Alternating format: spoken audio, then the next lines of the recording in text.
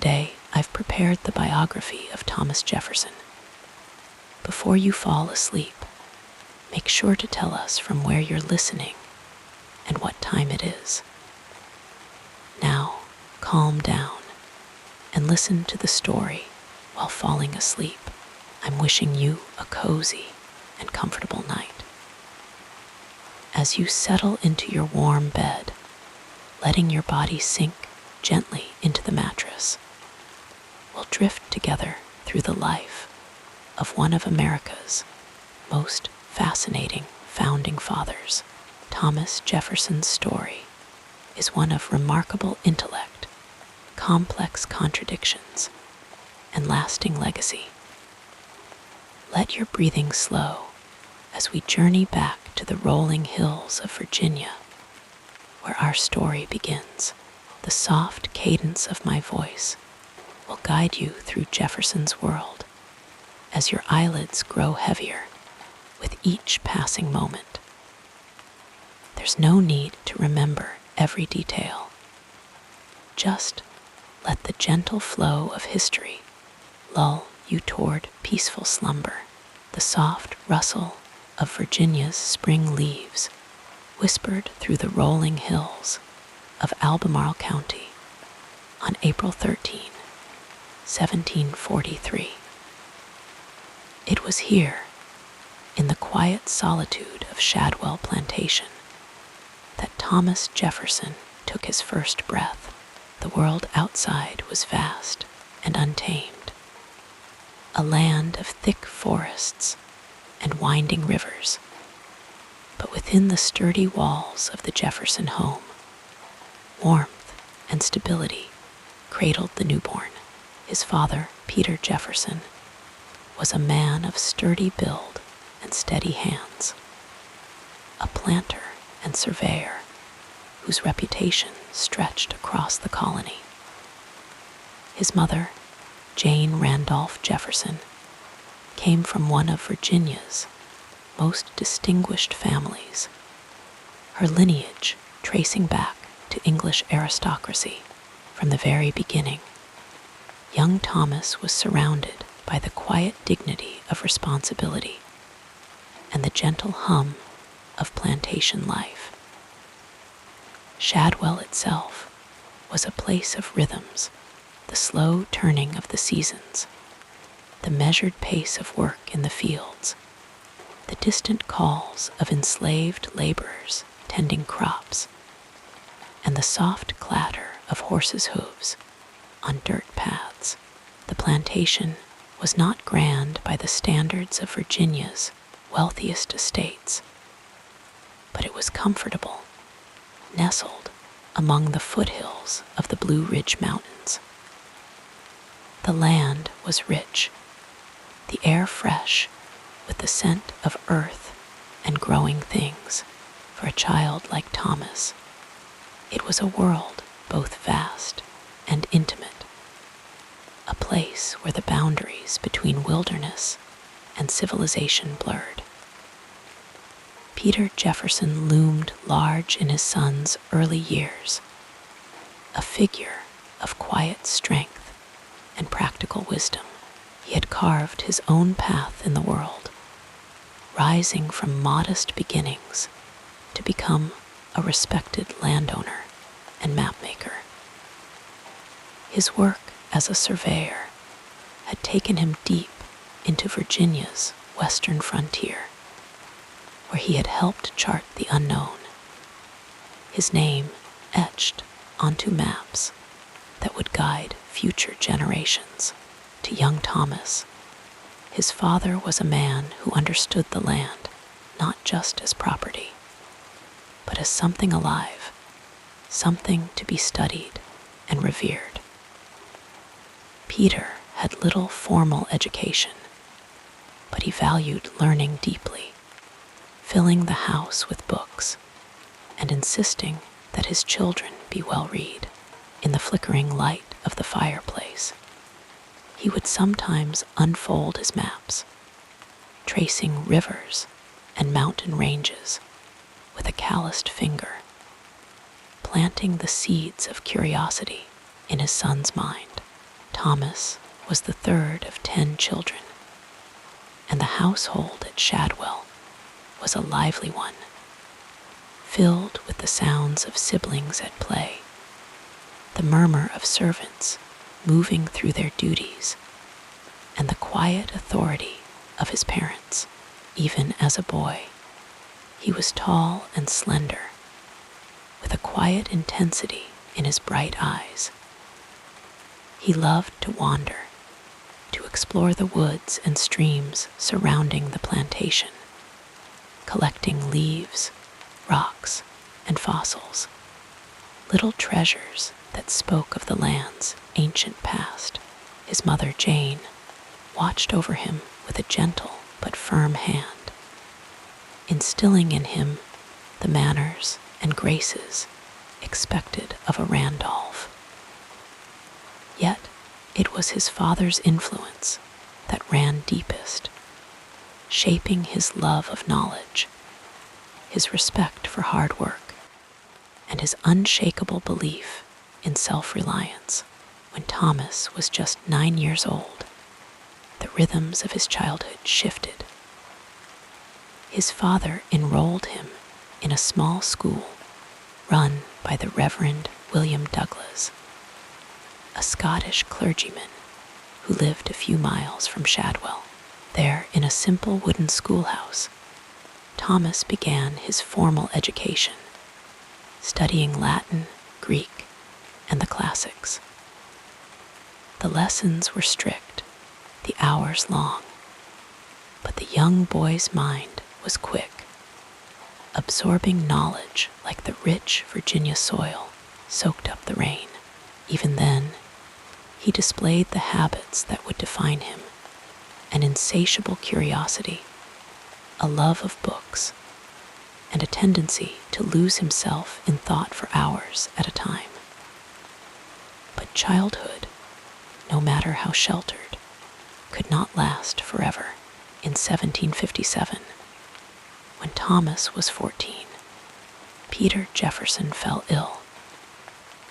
The strong, dependable man who had always been a steady presence in his son's life grew weak, his body failing him. On a quiet August day, Peter passed away, leaving Thomas as the eldest son and heir to Shadwell. The loss was profound, a tremor in the foundation of the boy's world. Yet even in grief, responsibility pressed down upon him. The plantation, the family, the future, all of it now rested, in part, on his young shoulders. In the years that followed, Thomas would move to Tuckahoe, the plantation of his Randolph relatives, where he continued his studies under the watchful eye of another tutor. The sprawling estate, with its grander scale and deeper ties to Virginia's elite, offered new lessons in the ways of the gentry. But no matter where he went, the quiet hills of Albemarle called to him, the memories of his father's voice echoing in his mind. The boy who had once collected rocks and wandered the woods was growing into a young man of sharp intellect and quiet determination, shaped by the land, the loss, and the legacy of his beginnings. And so, beneath Virginia's wide skies, the story of Thomas Jefferson quietly unfolded, one slow, measured step at a time. The years ahead would carry him far from the simplicity of Shadwell, into the halls of power and the pages of history. But in those early days, it was enough to stand beneath the trees, to feel the earth beneath his feet, and to listen to the whisper of the wind through the leaves, a soft, steady reminder of where it all began. Let us drift further into the story as we explore the next part of this fascinating journey. In the autumn of 1760, as golden leaves drifted lazily from the trees, and the Virginia countryside prepared for winter's embrace, young Thomas Jefferson, now 17 years old, set forth on a journey that would forever alter the course of his life. The road to Williamsburg stretched before him, winding through familiar landscapes that gradually gave way to new vistas, much like the expanding horizons of his own mind.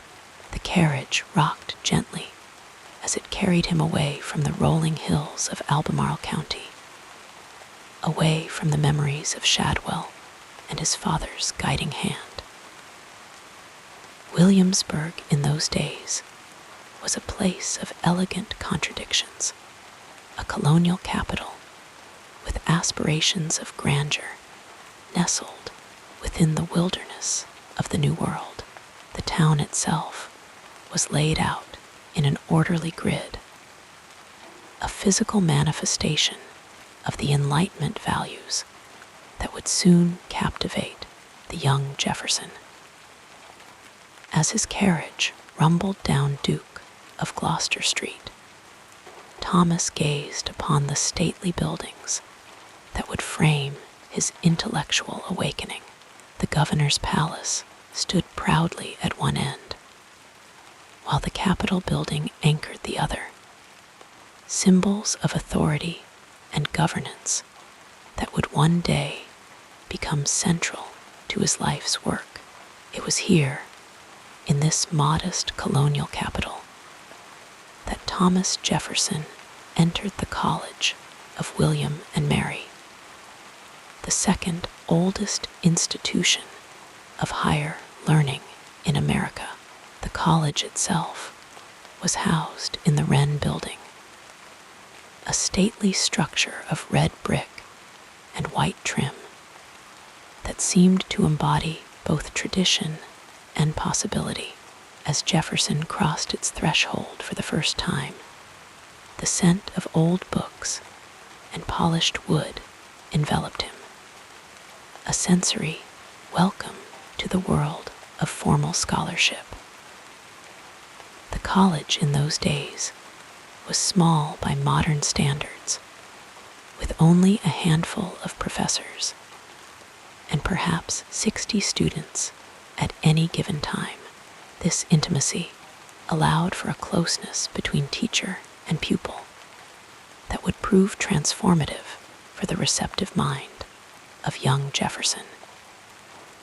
The days unfolded in a gentle rhythm of study and contemplation, with morning classes giving way to afternoon readings and evening discussions that often stretched long into the night, illuminated by the soft glow of candlelight. Jefferson's room at the college was simply furnished: a narrow bed, a desk positioned near the window to capture the natural light, a few shelves for his growing collection of books. In this modest space, he would spend countless hours bent over texts, his quill scratching softly against parchment as he transcribed passages that resonated with his developing intellect. The window overlooked a garden where, in spring, dogwood blossoms would drift like snow upon the grass, a peaceful scene that offered respite when his eyes grew tired from reading. Among the professors who would shape Jefferson's mind, none was more influential than Dr. William Small, a Scottish physician who had arrived at William and Mary just 2 years before Jefferson. Small brought with him the fresh intellectual currents of the Scottish Enlightenment, introducing his eager student to the works of Francis Bacon, Isaac Newton, and John Locke. Unlike many instructors of the day who relied on rote memorization, Small encouraged questioning, discussion, and the application of reason to all matters of study. In the cool quiet of the college library, Jefferson would lose himself for hours among the shelves, his fingers trailing reverently along the spines of leather-bound volumes. He discovered the classical works of Cicero, Tacitus, and Seneca, whose ideas on republican governance and natural law would later infuse his own political philosophy. The ancient languages, Latin and Greek, became not merely academic exercises, but gateways to civilizations whose wisdom transcended time, speaking across centuries to the curious mind of this Virginia youth. Mathematics, too, captured Jefferson's attention under Small's guidance. There was something soothing in the elegant certainty of geometric proofs, in the way numbers and formulas could describe the natural world with such precision. Jefferson would sometimes work late into the night, the soft scratch of his compass on paper, accompanied only by the distant call of night birds and the occasional crackle of the dying fire in his small hearth. Beyond formal studies, Williamsburg offered Jefferson his first true taste of cosmopolitan society. The colonial capital hummed with activity when the assembly was in session, drawing planters and politicians from across Virginia. In taverns like the Raleigh and the King's Arms, conversations flowed as freely as the ale, touching on matters of trade, politics, and the growing tensions with the mother country. Jefferson was more often an observer than a participant in these discussions, his naturally reserved nature inclining him to listen and absorb, rather than hold forth with opinions of his own. It was during these college years that Jefferson formed a friendship that would prove both personally meaningful and professionally valuable. Governor Francis Fauquier, an urbane and cultured man who represented the crown in Virginia, took notice of the promising young student. Fauquier hosted regular gatherings at the governor's palace, where music, fine dining, and intellectual conversation created an atmosphere reminiscent of European salons. Jefferson, despite his youth, was occasionally invited to these events, where he would sit quietly, taking in the sophisticated discourse and the refined manners of the governor and his circle. At one such gathering, Jefferson was introduced to George Wythe, a respected attorney and scholar who would become his legal mentor and lifelong friend. Wythe possessed a gentle dignity that immediately impressed the young Jefferson. His manner of speaking was unhurried and thoughtful, his arguments constructed with careful precision rather than passionate rhetoric.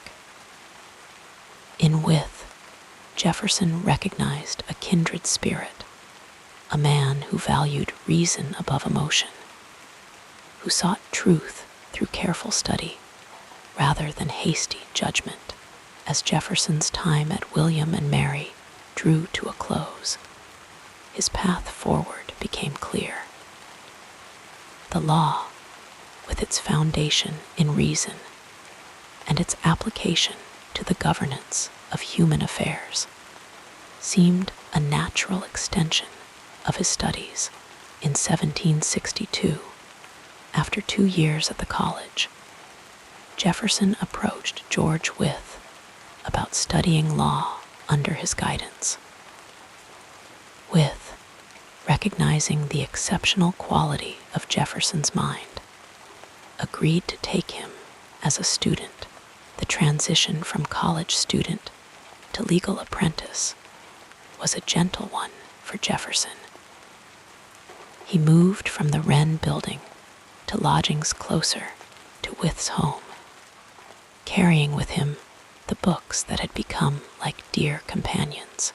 Wyth's method of legal instruction was comprehensive and demanding, yet delivered with patience and kindness. Each morning, Jefferson would arrive at his mentor's study, a room lined with legal tomes and classical texts in equal measure. There, in the soft light filtering through curtained windows, the two men would explore the intricate structures of common law, the philosophical underpinnings of justice, and the practical applications of legal principles, with assigned readings from Sir Edward Coke's Institutes of the Laws of England and William Blackstone's commentaries, foundational texts that Jefferson would study with characteristic thoroughness.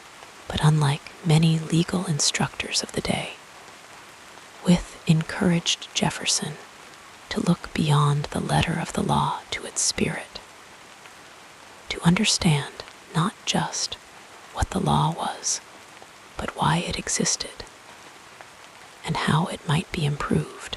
This approach resonated deeply with Jefferson, who was beginning to develop his own ideas about the relationship between law, governance, and human liberty. The daily routine of Jefferson's legal studies had a soothing regularity.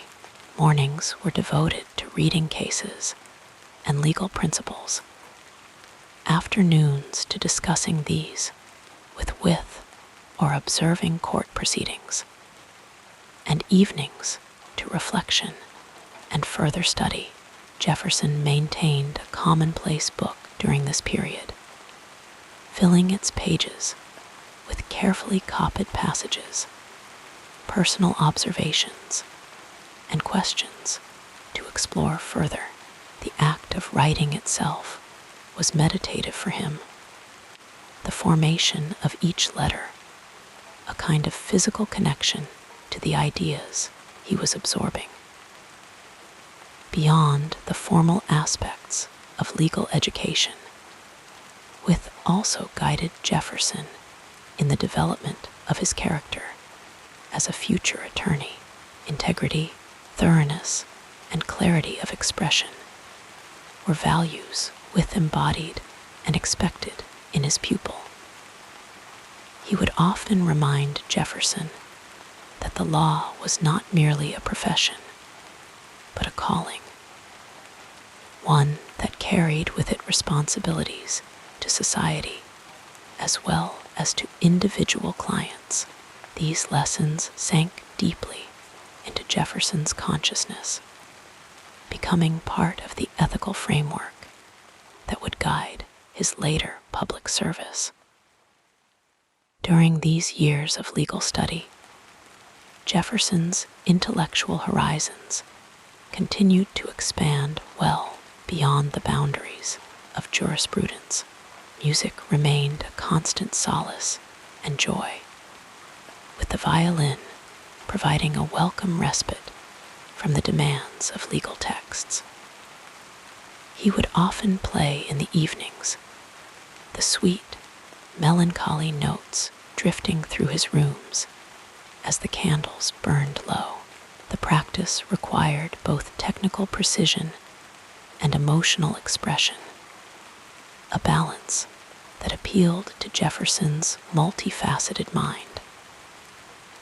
Architecture, too, began to fascinate him during this period. Williamsburg's public buildings, designed with classical influences, sparked an interest that would later become a lifelong passion. Jefferson would sometimes sketch building facades or architectural details in the margins of his notes, his pen capturing the harmonious proportions that pleased his eye. In these quiet moments of creative expression, one can glimpse the seeds of the man who would one day design Monticello and the University of Virginia. The natural world continued to hold Jefferson's attention as well. The gardens of Williamsburg, with their ordered beauty, offered peaceful settings for contemplation. Jefferson would often walk among the herbs and flowers, noting their properties and growth patterns, his scientific mind ever curious about the natural order of things.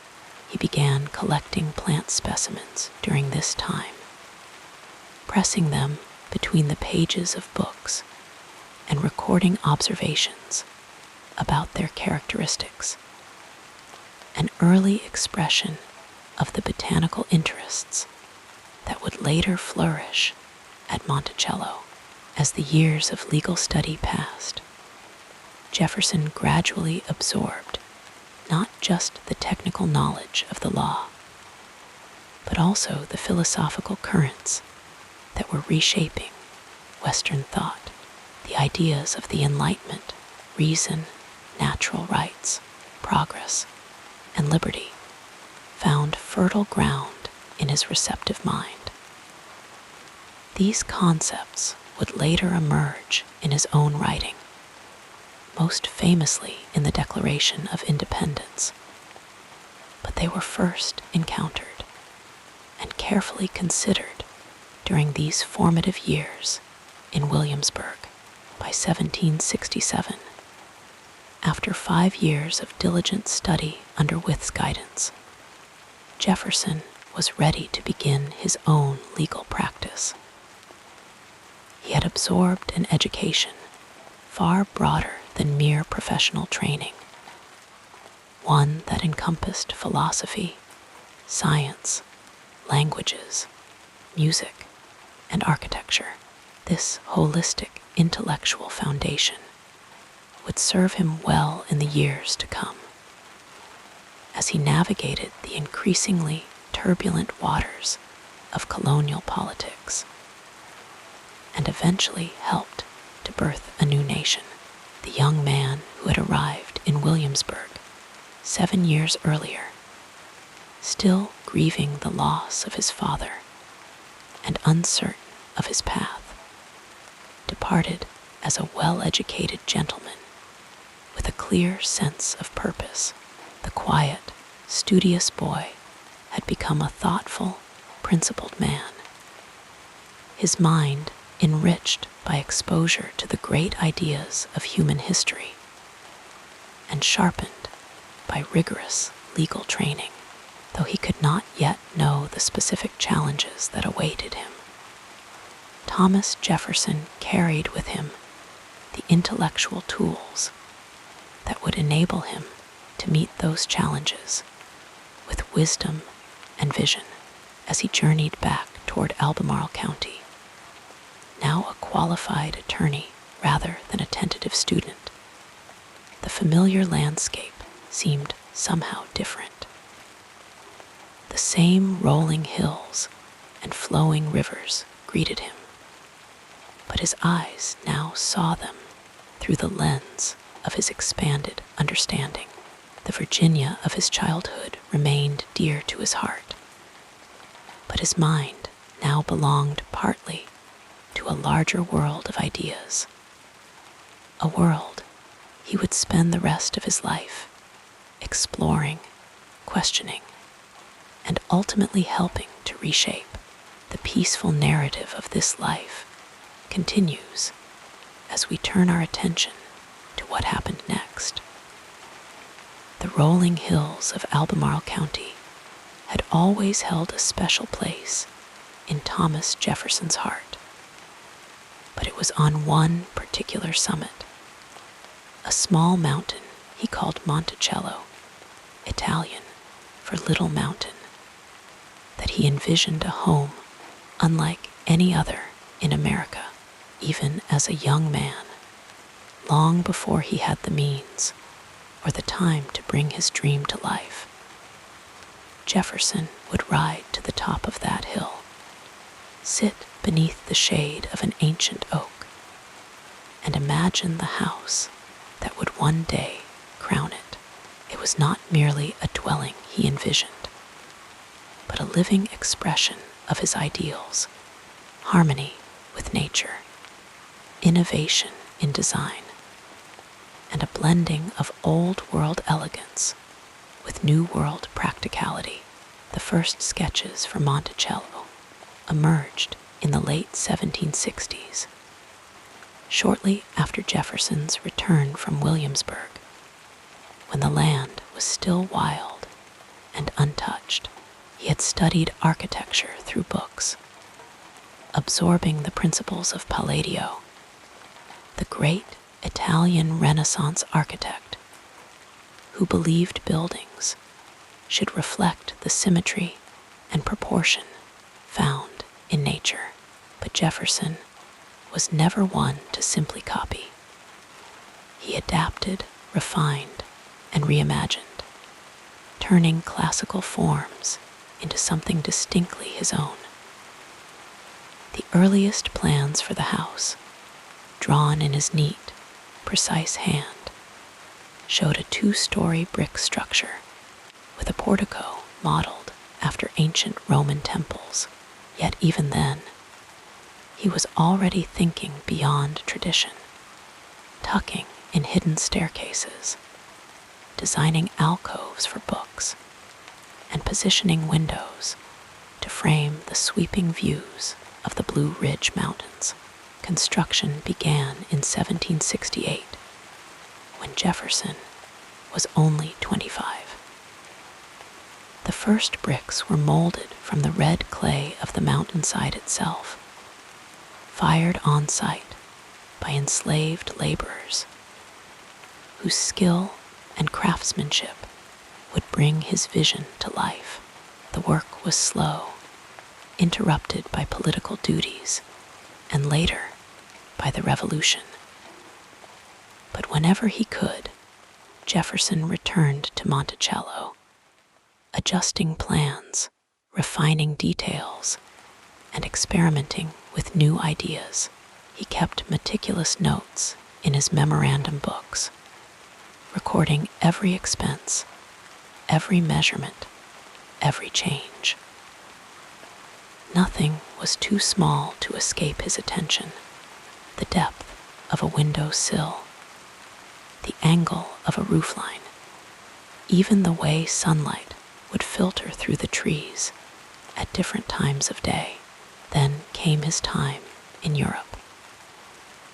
As minister to France in the 1780s, Jefferson wandered the streets of Paris, marveling at the grand hotels particuliers with their graceful domes and airy interiors.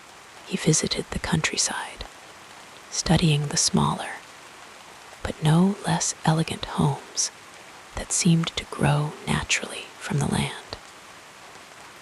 Most importantly, he encountered the Hôtel de Salm in Paris, a neoclassical masterpiece with a low dome that would forever alter his vision for Monticello.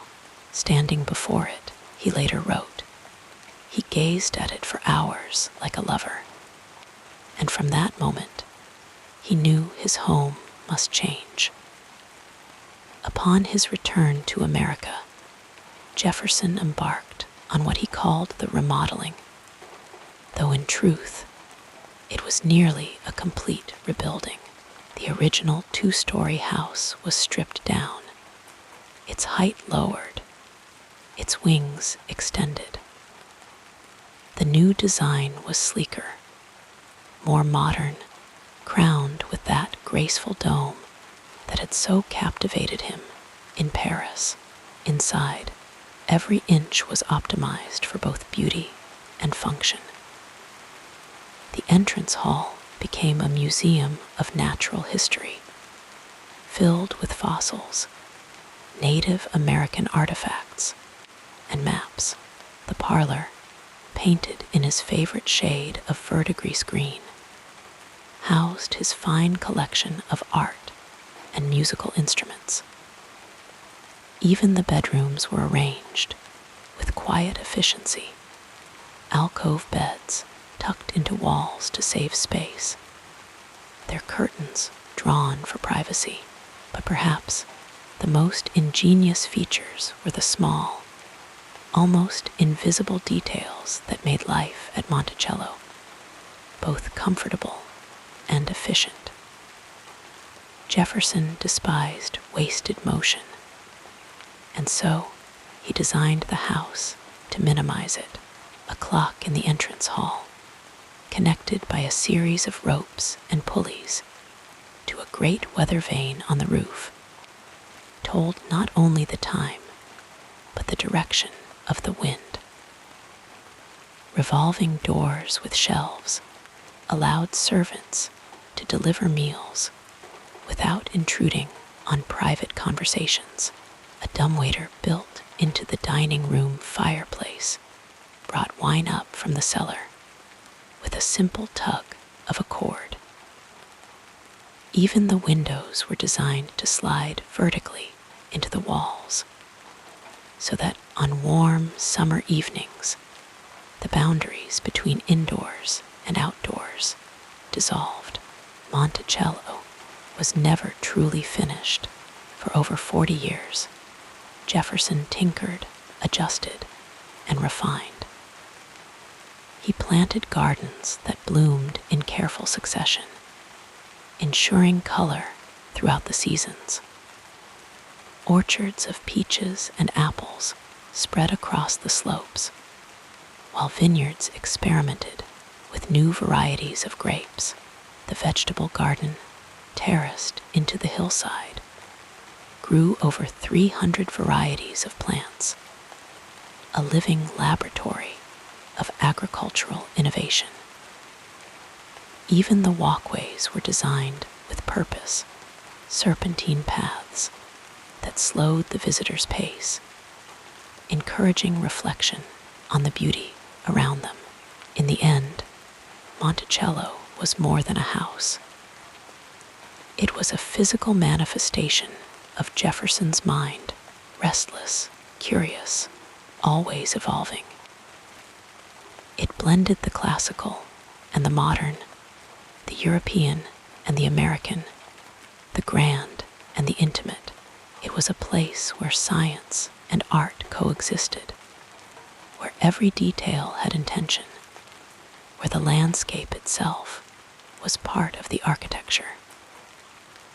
And though Jefferson would go on to shape a nation, to write words that would echo through history, he always returned to this mountaintop, to the home that was, in many ways, his most personal masterpiece. As the sun set over the Blue Ridge, casting long shadows across the lawns and gardens, Jefferson would often walk the grounds, checking on his latest improvements. The house, glowing softly in the evening light, stood as a testament to a lifetime of thought and care. And in those quiet moments, with the crickets humming and the breeze rustling through the trees, it must have seemed to him that Monticello was exactly as he had always imagined it, a perfect harmony of man and nature, of vision and reality, a sanctuary built not just of brick and mortar, but of dreams. As you relax deeper, let us now softly explore the next chapter of this soothing biography. In the quiet heart of Virginia, where the rolling hills whispered secrets of the past, Thomas Jefferson found love in the warmth of Martha Wales Skelton. Their story began in the soft glow of candlelight, in the parlors of elegant plantations, where music floated through the air like a gentle promise. Martha, a young widow with delicate features and a mind as sharp as her wit, had already known loss when Jefferson first saw her, but in each other they found a kindred spirit, a shared love of books, music, and the quiet beauty of home. Their courtship was marked by stolen moments and lingering glances. Jefferson, tall and reserved, would often play the violin for her, his long fingers coaxing melodies that seemed to speak the words he could not. Martha, in turn, would sing, her voice light and sweet, filling the room with an intimacy that needed no explanation. One winter evening, as snow dusted the grounds of her family's estate, they sat together by the fire, their hands occasionally brushing as they turned the pages of a shared book. It was in these small, tender gestures that their love took root, growing steadily like the ivy that would one day climb the walls of Monticello. When they married on New Year's Day in 1772, the world outside was bright with possibility. Martha brought not only her grace and intelligence to their union, but also the responsibilities of a large estate, including the complicated legacy of enslaved laborers who would shape their daily life. Together, they settled into the rhythm of domesticity at Monticello, though the house was still, in its early stages, more dream than reality. Jefferson, ever the architect, would sketch additions late into the night, while Martha offered quiet suggestions, her presence a steadying force amid his restless creativity. Their years together were filled with both joy and sorrow. 6 children were born to them, though only 2 would survive to adulthood. Martha, known as Patsy, and Mary, called Polly. The others slipped away in infancy or childhood, their names etched into the family Bible and into Jefferson's heart. Each loss was a blow, leaving shadows in the sunlit rooms of Monticello. Yet through it all, Martha remained his anchor, her quiet strength a counterbalance to his soaring intellect and political ambitions. When Jefferson was called away to Philadelphia to draft the Declaration of Independence, it was Martha who kept the home fires burning, her letters filled with news of the children, the gardens, and the slow progress of the house on the hill. But time, as it always does, moved forward with quiet inevitability. The years of childbearing, the strain of war, and the relentless demands of plantation life took their toll on Martha's health. By 1782, she was frail, her once vibrant spirit dimmed by illness. Jefferson, now governor of Virginia, set aside his public duties to be by her side, refusing to leave even as the affairs of the new nation clamored for his attention. For months, he tended to her himself, mixing medicines, reading to her, holding her hand as the light faded from her eyes.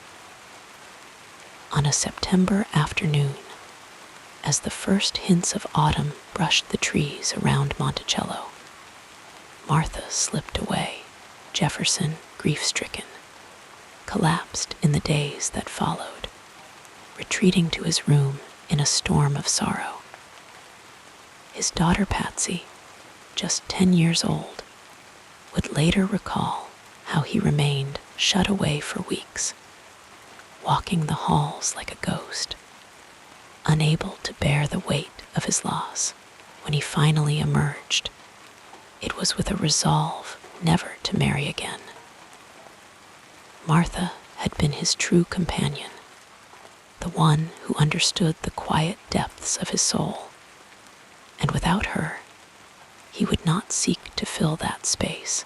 In the years that followed, Jefferson sought solace in work, in travel, in the steady growth of Monticello.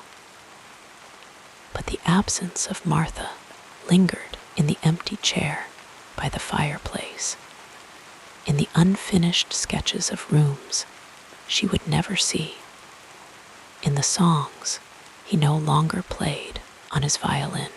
He preserved her memory in small ways, keeping her favorite flowers in the garden, her books on the shelves, her handwritten notes tucked safely in his desk. Even as he rose to greater heights, serving as minister to France, Secretary of State, Vice President, and finally President, his private letters revealed a man who still carried the ache of her loss when he returned to Monticello in his later years. It was with the quiet understanding that the house would always bear the imprint of her presence. The gardens she had loved continued to bloom. The paths they had walked together still wound through the trees, and the rooms they had shared remained, filled with the soft echoes of a life built side by side on evenings when the air was still and the stars shone bright over the Blue Ridge. Jefferson would sometimes pause, as if listening for the faint strains of a song long past, a voice that had once filled his world with light. And though he would live for 4 more decades without her, though he would shape the course of a nation and leave behind a legacy that would endure for centuries, there was a part of Thomas Jefferson that never moved beyond those 10 precious years with Martha, in the quiet corners of Monticello, in the rustle of leaves and the sigh of the wind. Their love remained a tender, enduring presence, as timeless as the hills themselves. Our soothing biography continues with a look at the next important period in this incredible life. The summer of 1776 was warm and heavy with the weight of history. In Philadelphia, the air inside the Pennsylvania State House was thick with tension, and the scent of ink and parchment. The delegates of the Second Continental Congress had gathered to discuss the unthinkable breaking free from the British Empire. Among them was Thomas Jefferson, a quiet but deeply thoughtful man from Virginia, known for his eloquence and his love of philosophy. He had arrived with a mind full of ideas, shaped by years of reading Locke, Montesquieu, and the thinkers of the Enlightenment. Though he was only 33, there was a gravity to his presence, a quiet intensity that drew the attention of his colleagues. The task before them was monumental: to draft a document that would declare the colony's independence and articulate the principles of a new nation. The committee appointed to write it included Benjamin Franklin, John Adams, Roger Sherman, and Robert Livingston. But it was Jefferson who was chosen to compose the first draft. Perhaps it was because of his reputation as a writer, or perhaps because his ideas reflected the spirit of the moment so perfectly. Whatever the reason, He accepted the duty with quiet determination. He found a quiet space on the second floor of a brick house on Market Street, where the sunlight filtered gently through the windows. There, in a rented room, he set up a portable writing desk of his own design, a small, sloping table that allowed him to write with ease. The words came slowly at first, carefully chosen, each phrase weighed and measured. He dipped his quill into the inkwell, the scratching of the nib against parchment, the only sound in the stillness. He wrote of self-evident truths, of unalienable rights, of life, liberty, and the pursuit of happiness. These were not just political statements. They were expressions of a philosophy that had been forming in his mind for years, shaped by the books he had read in the quiet hours at Monticello, by the letters he had exchanged with fellow thinkers, by the injustices he had seen under British rule. The words flowed like a quiet river, steady and sure. He wrote of governments deriving their powers from the consent of the governed, of the right of the people to alter or abolish systems that no longer served them.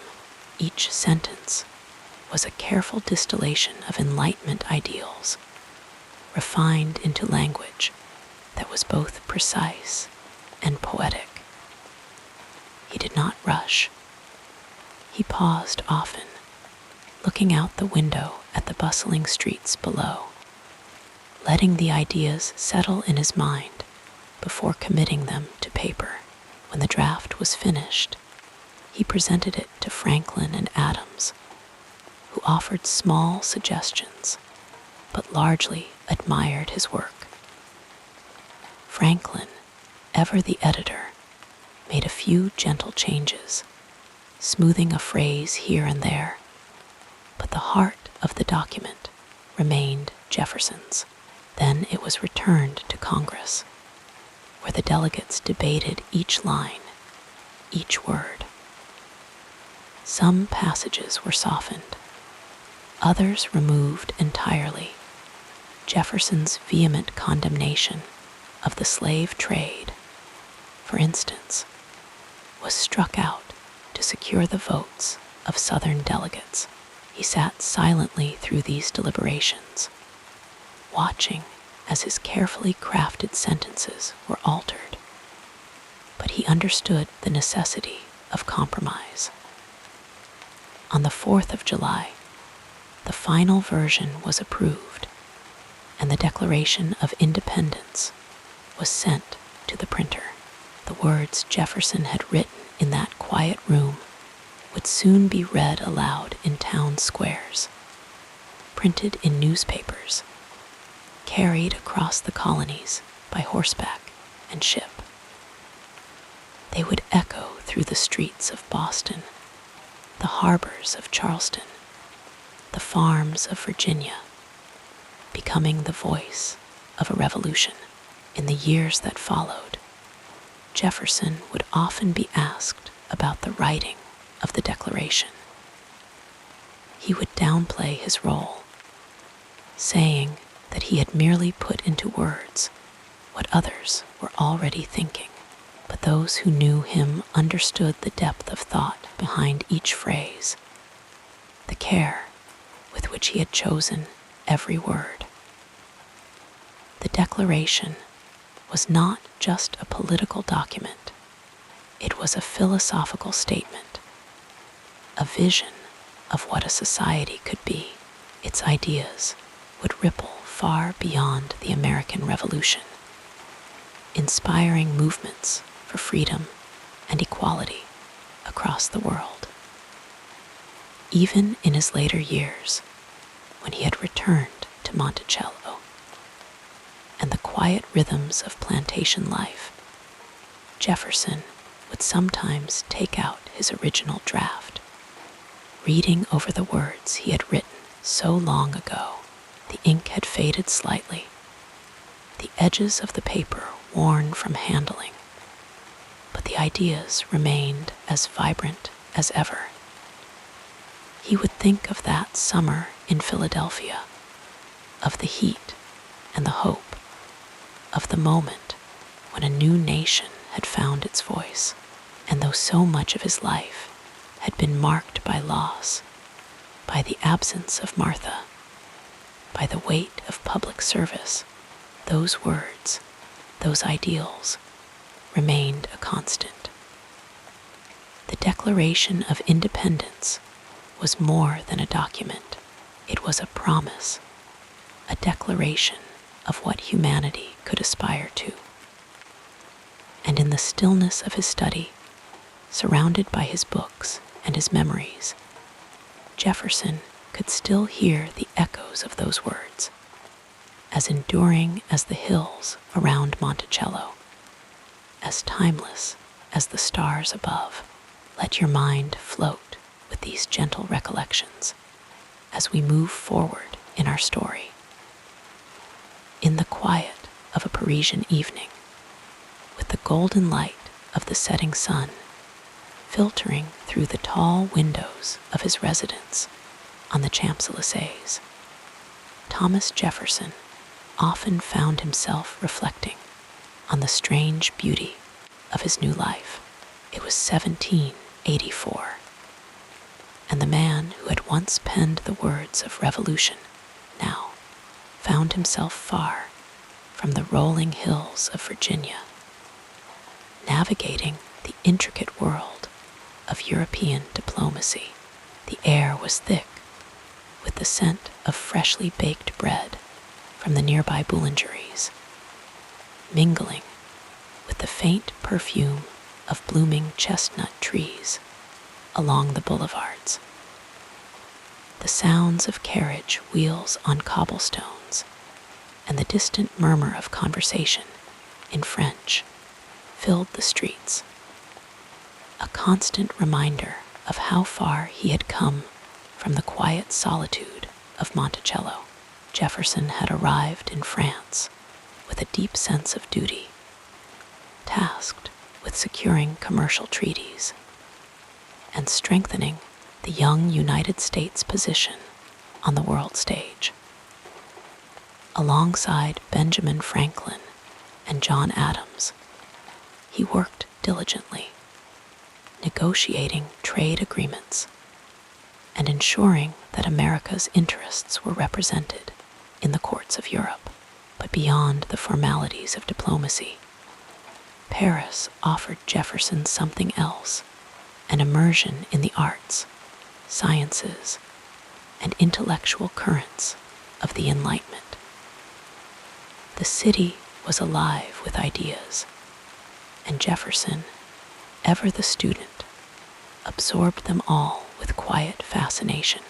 He would spend hours in the bookshops along the Seine, carefully selecting volumes on architecture, philosophy, and agriculture to send back to his library in Virginia.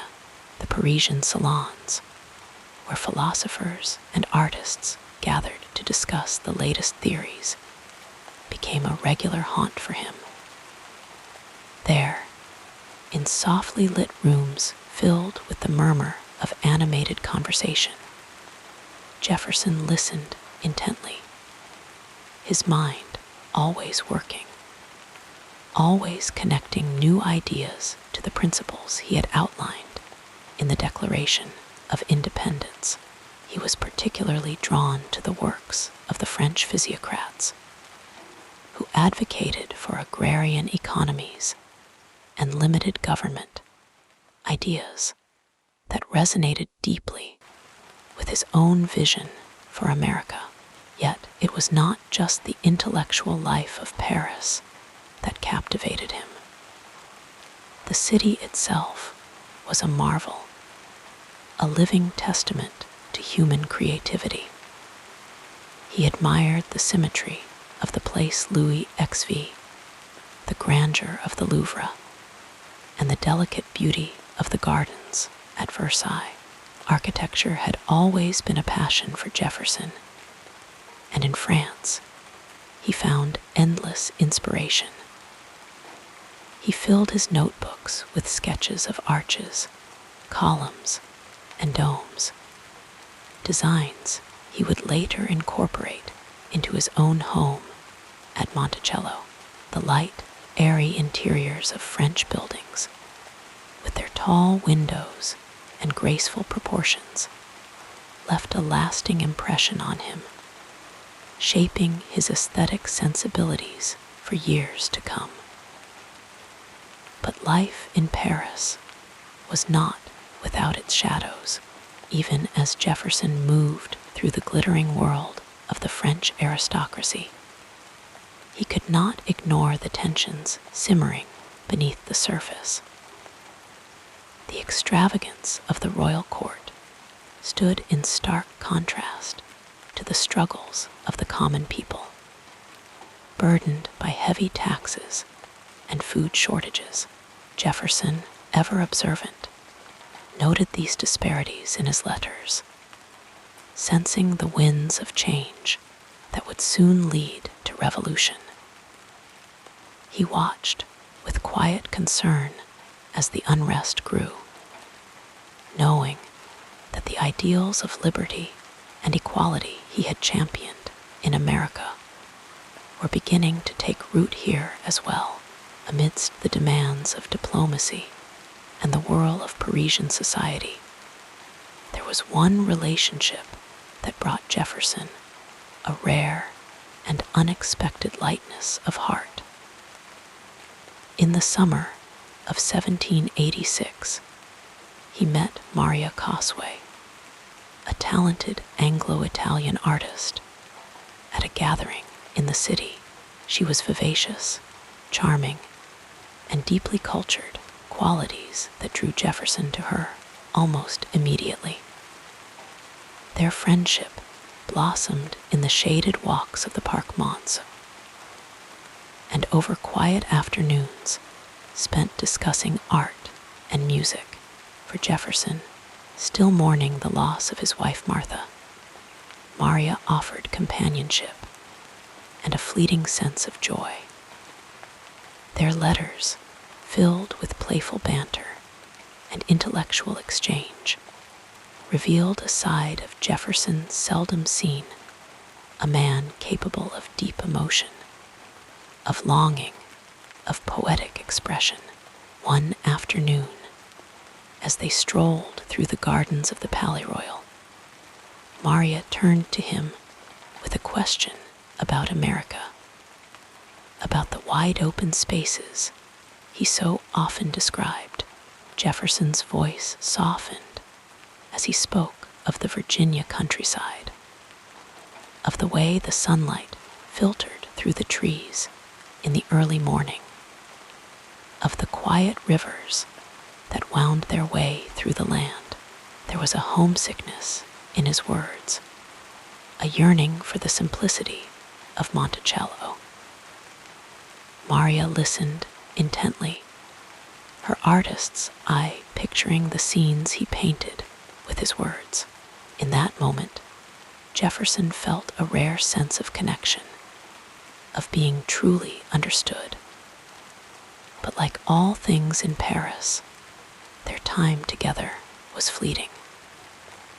Maria's obligations called her back to England, and though they would continue to correspond, their meetings became fewer and farther between.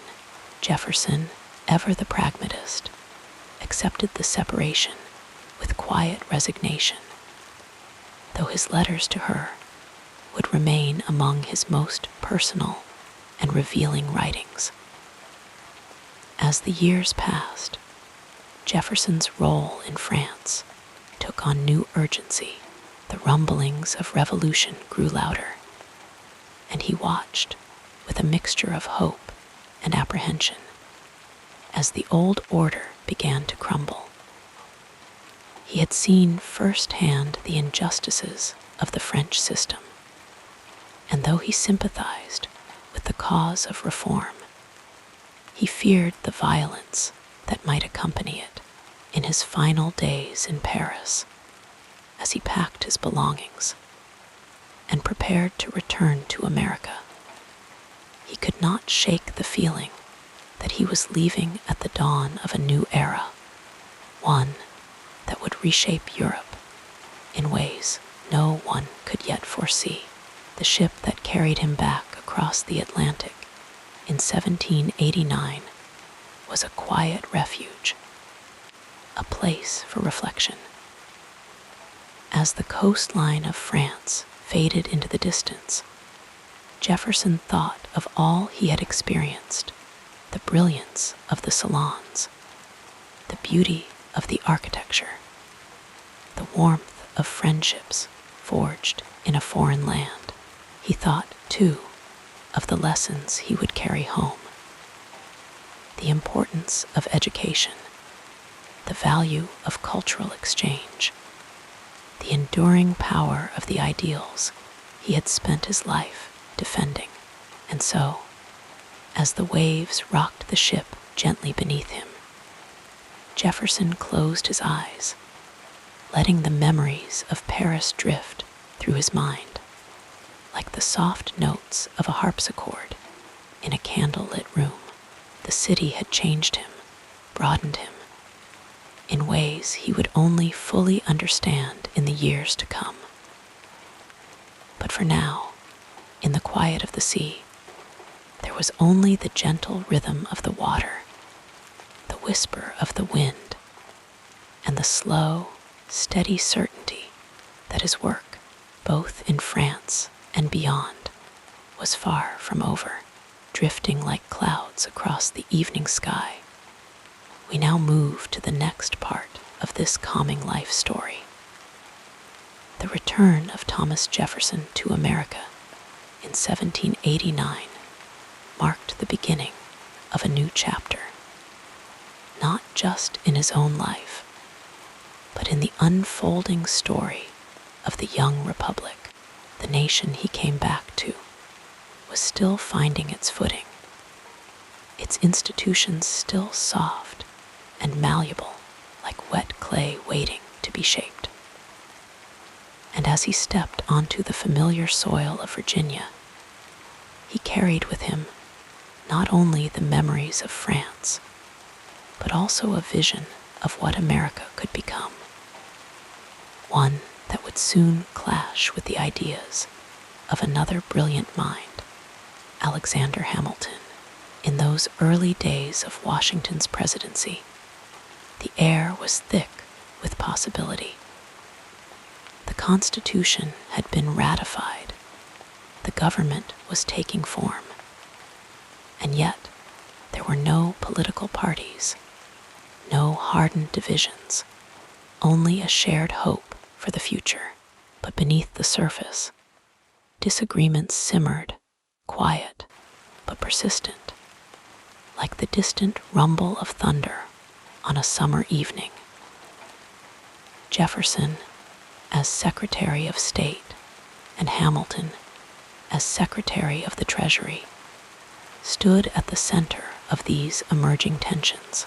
Their differences were not merely personal but philosophical, rooted in deeply held beliefs about the soul of the nation. Hamilton, with his sharp intellect and boundless energy, believed in a strong, centralized government, one that could guide the economy, foster industry, and command respect on the world stage. He saw America's future in the hum of factories, the clatter of ships in busy ports, the steady growth of commerce. To him, a national bank was essential, a way to stabilize the economy and bind the states together under a common financial system. His vision was bold, modern, unafraid of concentrated power so long as it served the nation's progress. Jefferson, on the other hand, gazed out across the rolling hills of Virginia and saw a different America, one of small farms and self-sufficient communities, where the yeoman farmer tilled his own soil, free from the entanglements of debt and the manipulations of distant financiers. He distrusted cities, with their crowded streets and whispered intrigues, fearing they would breed corruption just as they had in Europe. To him, liberty was best preserved in the quiet independence of rural life, where government remained close to the people, limited and unobtrusive. These opposing visions began to crystallize in small, everyday moments: a conversation over dinner, a hastily scribbled note, a debate in the cabinet room. Jefferson would later recall one such evening when he and Hamilton found themselves at the same table after a long day's work. The candlelight flickered as they spoke, their voices calm, but their words edged with conviction. Hamilton, ever the pragmatist, argued that a national debt could be a blessing, a way to unite the interests of the wealthy with the stability of the government. Jefferson listened, his fingers tracing the rim of his wineglass, before replying that such a system would only enrich the few at the expense of the many. The air between them grew heavy, not with anger, but with the weight of unbridgeable divides. As the months passed, these quiet disagreements spilled into the public sphere. Newspapers, those restless voices of the young republic, took up the cause, their pages filled with passionate essays and biting critiques. Hamilton's supporters, the Federalists, praised his financial system as the surest path to national greatness. Jefferson's allies, who would come to be known as Democratic Republicans, warned of monarchy in disguise, of a government growing ever more distant from the people it was meant to serve. The words flowed like a slow, steady river, carving deeper channels between the two sides. One of the most enduring symbols of this divide was the question of the national bank. Hamilton, with his usual precision, drafted a plan for a central banking system, arguing that Congress had the implied power to create it under the Constitution.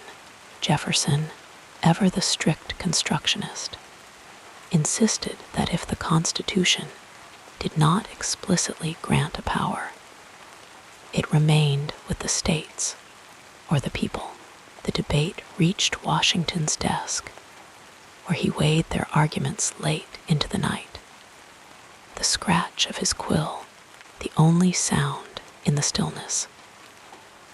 In the end, he sided with Hamilton, and the bank was established, but the rift between Jefferson and the Federalists only deepened.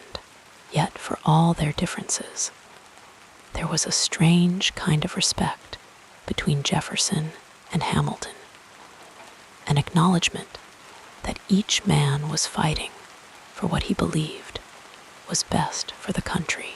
They were like two rivers, flowing in opposite directions, but fed by the same distant springs. Even in their moments of sharpest disagreement, there was a recognition that the Republic was large enough to contain multitudes, that the clash of ideas was not a weakness, but a strength. The years rolled on, and the political landscape grew more defined. Jefferson, weary of the constant struggle within the administration, resigned as Secretary of State in 1793, retreating to Monticello, like a sailor returning to a quiet harbor, but his mind never rested, his thoughts always drifting back to the great questions of the day. From his hilltop home, he watched as the Federalists consolidated power, as Hamilton's influence grew, and as the young nation inched ever closer to the centralized system he so feared. And then came the election of 1796, the first truly contested presidential race in American history. The Federalists rallied behind John Adams, while the Democratic Republicans turned to Jefferson. The campaign was fought not with rallies or speeches. Candidates did not openly campaign in those days, but through letters, pamphlets, and the quiet persuasion of allies. When the votes were counted, Adams had won by the narrowest of margins, and Jefferson, as the runner-up, became vice president under the system then in place. It was an awkward arrangement, like two dancers out of step. But Jefferson accepted the role with his usual grace, biding his time, waiting for the tide to turn. The final years of the 1790s were marked by growing tensions, both at home and abroad. The French Revolution, which Jefferson had once championed, descended into violence, and the Federalists, fearing similar chaos in America, passed the Alien and Sedition Acts laws designed to silence dissent and suppress opposition to Jefferson. This was a betrayal of everything the Revolution had stood for, a dangerous overreach of federal power. In response, he and James Madison drafted the Kentucky and Virginia resolutions, quietly arguing that states had the right to resist unconstitutional laws. The words were measured, but the message was clear. The battle for the soul of America was far from over. By the time the election of 1800 arrived, the nation stood at a crossroads. The Federalists, with their vision of order and hierarchy, faced the Democratic Republicans, who promised a return to simpler, more democratic ideals. The campaign was fierce, the air thick with accusations and fears. But when the dust settled, Jefferson emerged victorious, though not without a final twist, a tie in the Electoral College that sent the decision to the House of Representatives.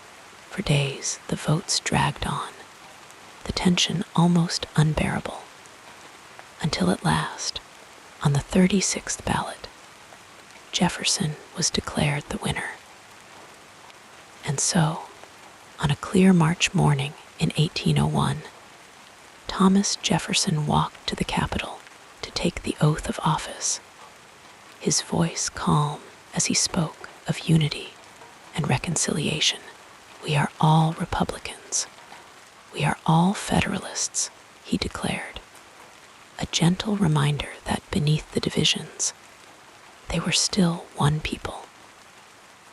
The long struggle with Hamilton and the Federalists had shaped him, hardened his convictions, but it had not made him bitter. As he stood there, looking out over the crowd, he knew that the work of building a nation was never truly finished, that it would always require patience, compromise, and above all, faith in the ideals they had fought so hard to preserve. The wind stirred the pages of his speech, and for a moment, all was quiet. The battles of the past decade seemed to fade, like the last notes of a distant song. And in that stillness, Jefferson allowed himself a small, hopeful smile, for he knew that no matter how fierce the disagreements, the Republic would endure. The story was still being written, one slow, deliberate word at a time. As your breathing becomes more regular, let us continue with the next chapter of our biography as the morning of March 4, 1801, dawned over Washington City. A new chapter in America's young story was about to unfold. Thomas Jefferson, now 57 years old, with his reddish hair fading to gray, rose early as was his custom. The previous night's rain had cleared, leaving behind a washed sky and the scent of damp earth. This day would mark the beginning of his presidency, a position he had not sought with burning ambition, but one he accepted with quiet resolve.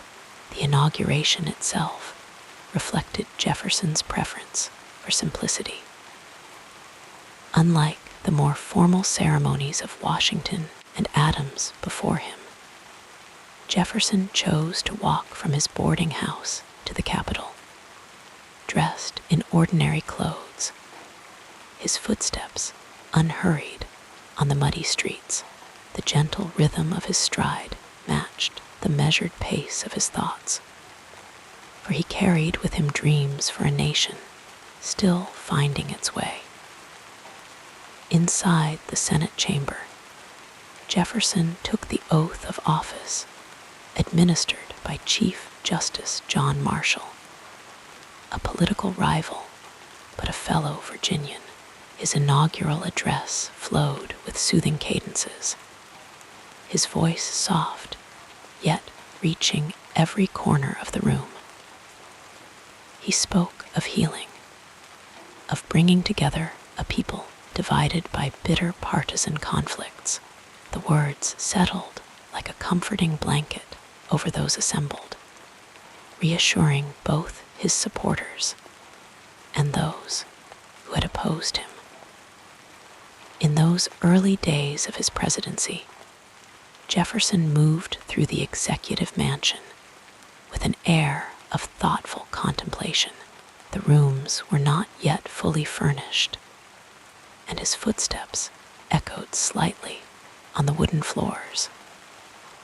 He established a routine that would serve him throughout his 8 years in office, rising with the sun, working by candlelight when necessary, taking time each day for solitary walks where he could ponder the challenges facing the young republic. The new president brought to his administration a philosophy of government that valued restraint and simplicity. He reduced the size of the military, believing that a large standing army posed a threat to liberty. The Navy was scaled back, though not eliminated entirely, for Jefferson understood that some protection was necessary for American shipping. Government expenses were trimmed wherever possible, a reflection of his belief that debt was a burden that limited freedom. Jefferson's cabinet meetings had a different quality than those of his predecessors. Rather than formal affairs dominated by protocol, they unfolded more like thoughtful conversations among colleagues. Jefferson would listen attentively as James Madison, his Secretary of State and dear friend, offered measured insights on diplomatic matters. Albert Gallatin, the Swiss-born Treasury Secretary, would explain financial matters in his accented English, his voice a gentle counterpoint to the silence that often filled the room as Jefferson considered each point carefully. The pace of governance under Jefferson had a certain unhurried quality. Decisions were not rushed, but considered with deliberation. Each morning, he would read dispatches and correspondence, sometimes while soaking his feet in cold water, a habit he believed kept illness at bay. His responses were crafted with care, his handwriting flowing across the page in an elegant script that reflected his orderly mind. Yet, beneath this tranquil surface, significant events were unfolding that would shape the nation for generations to come. Perhaps none was more consequential than the Louisiana Purchase of 1803. The story begins with Jefferson's concern about French control of New Orleans, the vital port at the mouth of the Mississippi River. American farmers in the Western Territories depended on this waterway to ship their goods to market. Should access be restricted, the economic consequences would be severe, and the young nation's expansion might be stunted. Jefferson sent James Monroe to France as a special envoy, instructing him to negotiate for the purchase of New Orleans and perhaps some territory east of the Mississippi. What happened next came as a surprise even to Jefferson. Napoleon Bonaparte, facing war with Britain and a costly slave rebellion in Haiti, offered to sell not just New Orleans, but the entire Louisiana territory, some 828,000 square miles of land stretching from the Mississippi River to the Rocky Mountains, and from the Gulf of Mexico to Canada. The American negotiators, Monroe and Robert Livingston, recognized the extraordinary opportunity before them. The price was $15 million, a sum that would double the size of the United States for roughly 3 cents an acre.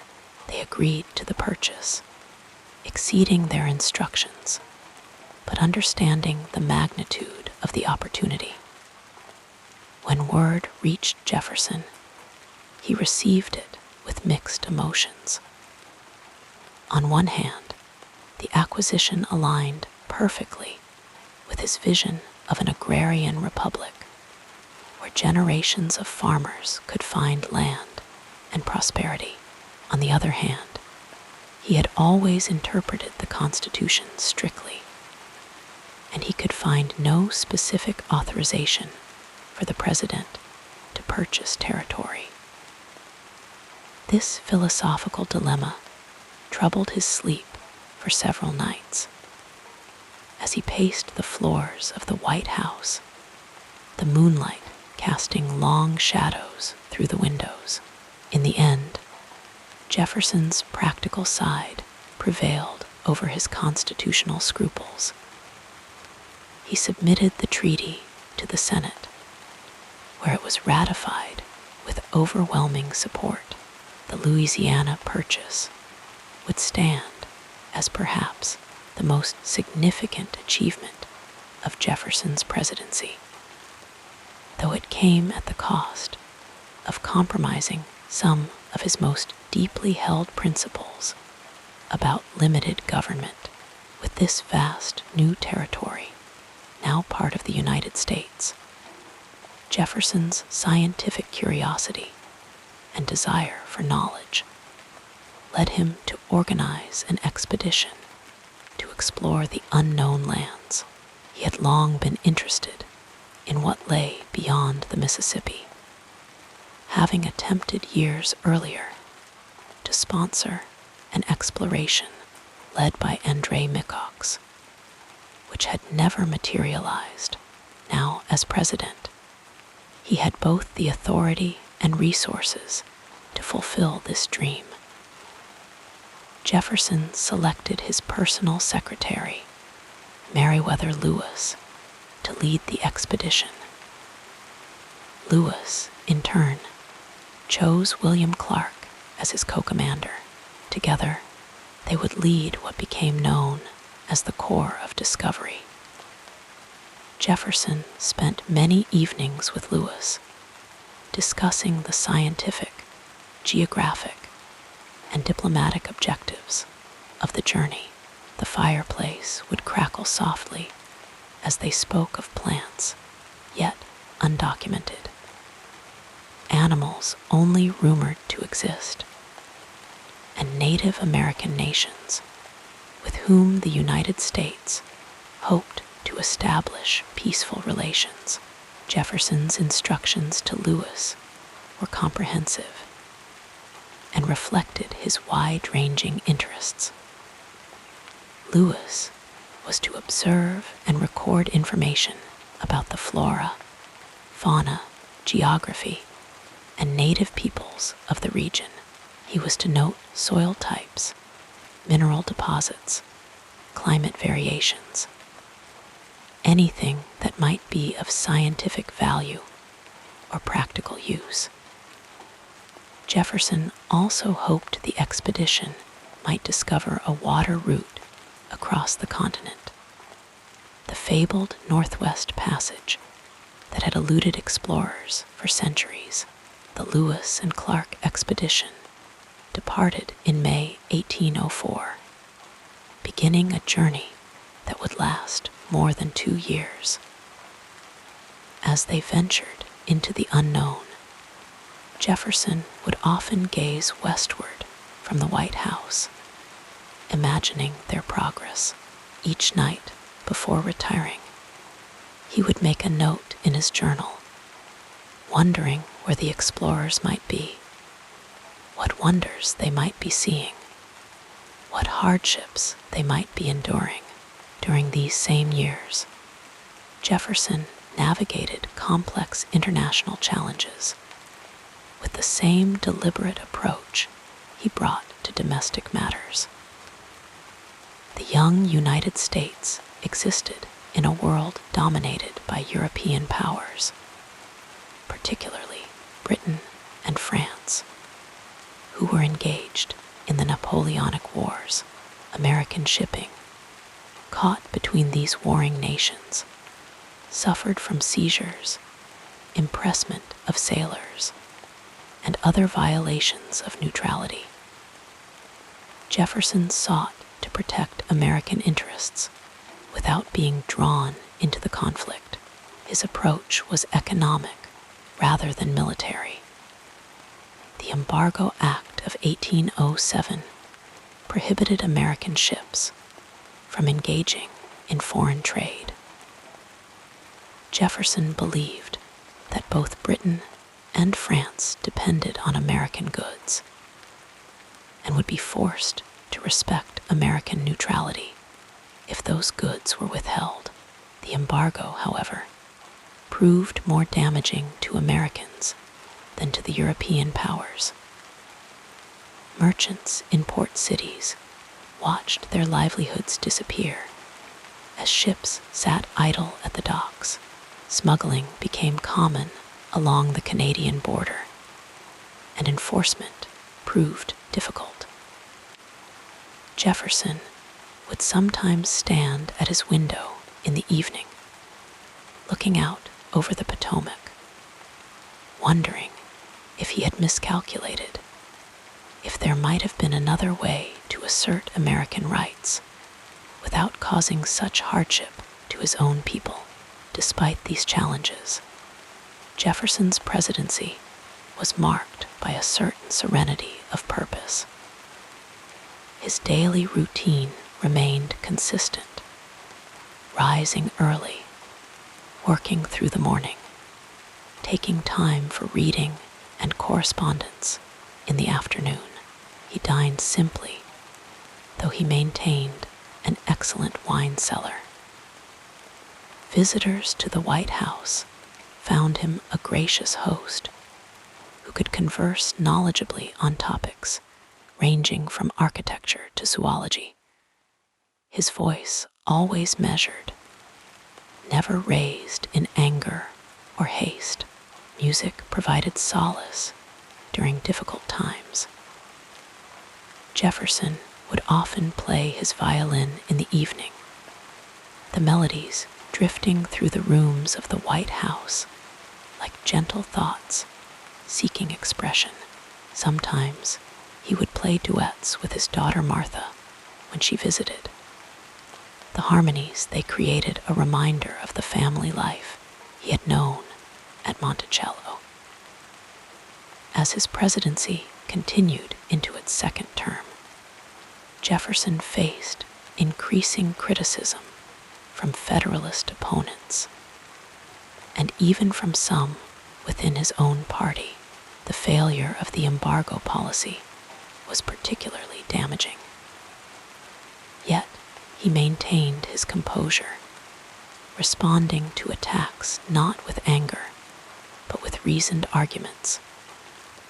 In private letters to friends, he would sometimes express frustration, but in public, he remained the philosopher-president, elevated above the fray of partisan politics. The Lewis and Clark expedition returned in September 1806, bringing with them maps, journals, specimens, and stories that would captivate the nation for generations. Jefferson received them at the White House, listening for hours as they recounted their adventures. His eyes would light up at descriptions of new species: the pronghorn antelope, the grizzly bear, the prairie dog. And he would ask detailed questions about the Native American nations they had encountered. The scientific and geographic knowledge gained from the expedition fulfilled many of Jefferson's hopes. The specimens collected became part of his personal collection at Monticello, before eventually finding their way to scientific institutions. The detailed maps helped fill in the blank spaces in American understanding of the continent.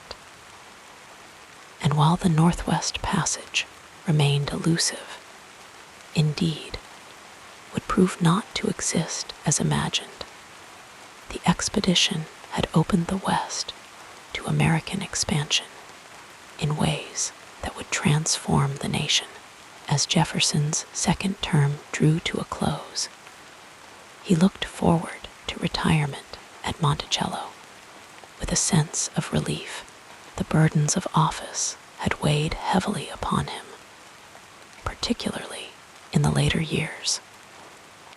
He had aged noticeably during his presidency, his once vibrant hair now completely gray, lines etched more deeply into his face. Yet he could look back on his time in office with satisfaction at much that had been accomplished. The nation had doubled in size. The debt had been reduced. American exploration had yielded valuable scientific knowledge, and despite the challenges of maintaining neutrality in a world at war, the United States had avoided being drawn into a conflict it was ill-prepared to fight. On March 4, 1809, Jefferson attended the inauguration of his friend and successor, James Madison. The day was mild for early March, with a gentle breeze stirring the new leaves on the trees. As Madison took the oath of office, Jefferson felt a weight lifting from his shoulders. Soon he would be home at Monticello, among his books and gardens, free to pursue his many interests without the constant demands of public office. The journey home to Virginia took several days, the carriage moving at an unhurried pace along roads still muddy from spring rains. Jefferson used the time to reflect on the experience of the presidency, to consider what had been accomplished and what remained undone.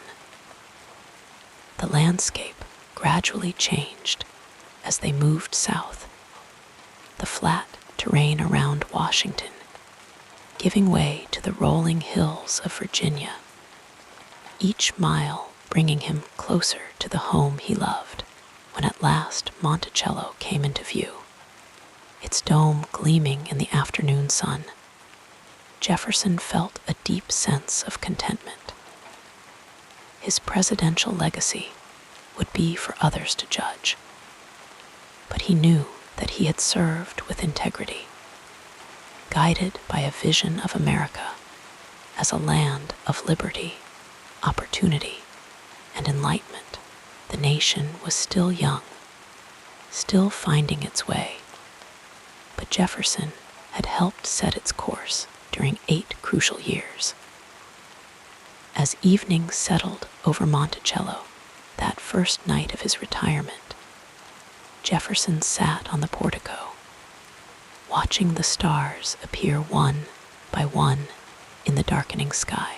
The same stars, he reflected, that had guided Lewis and Clark on their journey, that had shone over the vast Louisiana territory, now part of the United States, that had witnessed the birth and growth of the republic he had served. In their steady, unchanging light, he found reassurance that though presidents would come and go, though policies would succeed or fail, the nation itself would endure, moving forward into a future full of promise. The calming story continues as we gently examine what happened next in this remarkable journey. As the fireflies began their evening dance over the lawns of Monticello, their tiny lights flickering like distant echoes of the stars above, Thomas Jefferson sat in the quiet of his study. The room was lined with books, hundreds of them, each one a testament to his belief in reason, knowledge, and the power of the human mind to progress beyond the prejudices of the past. Yet even here, surrounded by the works of Enlightenment thinkers who had shaped his vision of liberty, there lingered an uncomfortable truth, one that Jefferson himself wrestled with in letters and private notes, but never fully resolved in his lifetime. The contradiction was this: the man who had penned the immortal words, "All men are created equal," in the Declaration of Independence, was also a man who owned, bought, and sold human beings. At Monticello, over 600 individuals had been enslaved over the course of Jefferson's life, their labor sustaining the estate, building his beloved home, tending his gardens, and serving his table. Some had been with him since childhood, inherited from his father's estate. Others had come through marriage, part of the dowry of his wife, Martha Wales Skelton. And among them was Sally Hemings, a woman whose name would later become inseparable from Jefferson's legacy, sparking debates that would endure long after both of them were gone. In his asterisk notes on the state of Virginia asterisk, he lamented the institution's corrosive effects on both master and slave, fearing that it would bring divine retribution upon the nation. And yet, despite these convictions, he never took decisive action to free those he owned. he freed only a handful of people in his lifetime, mostly members of the Hemings family, while hundreds remained in bondage, their lives dictated by his will.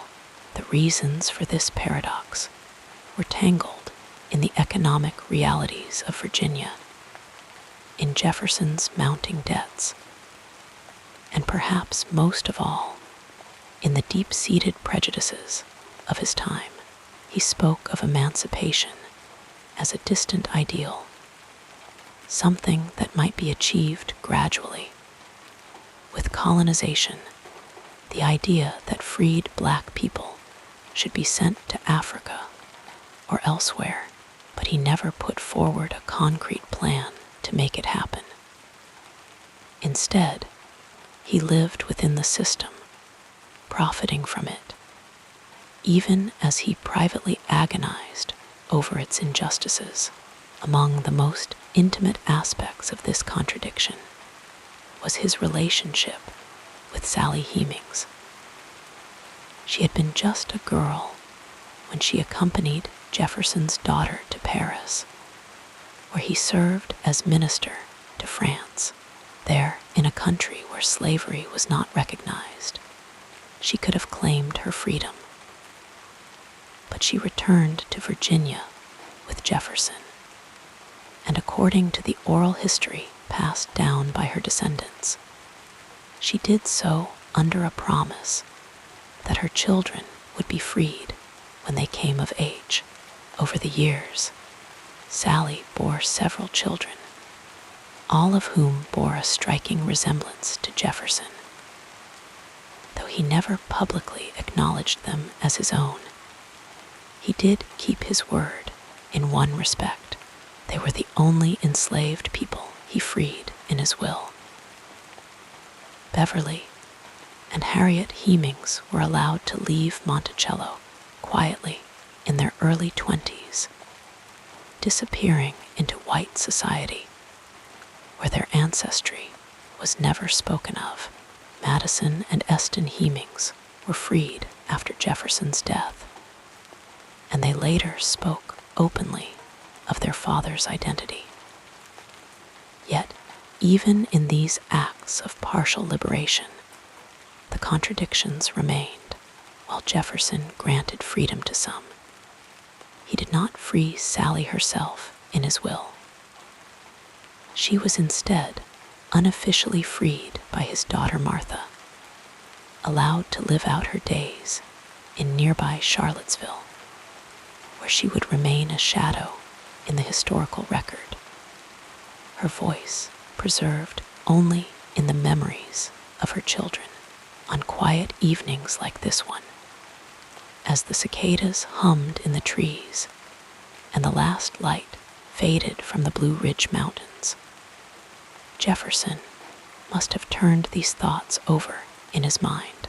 He was a man who believed in progress, in the slow but certain march of human reason toward justice.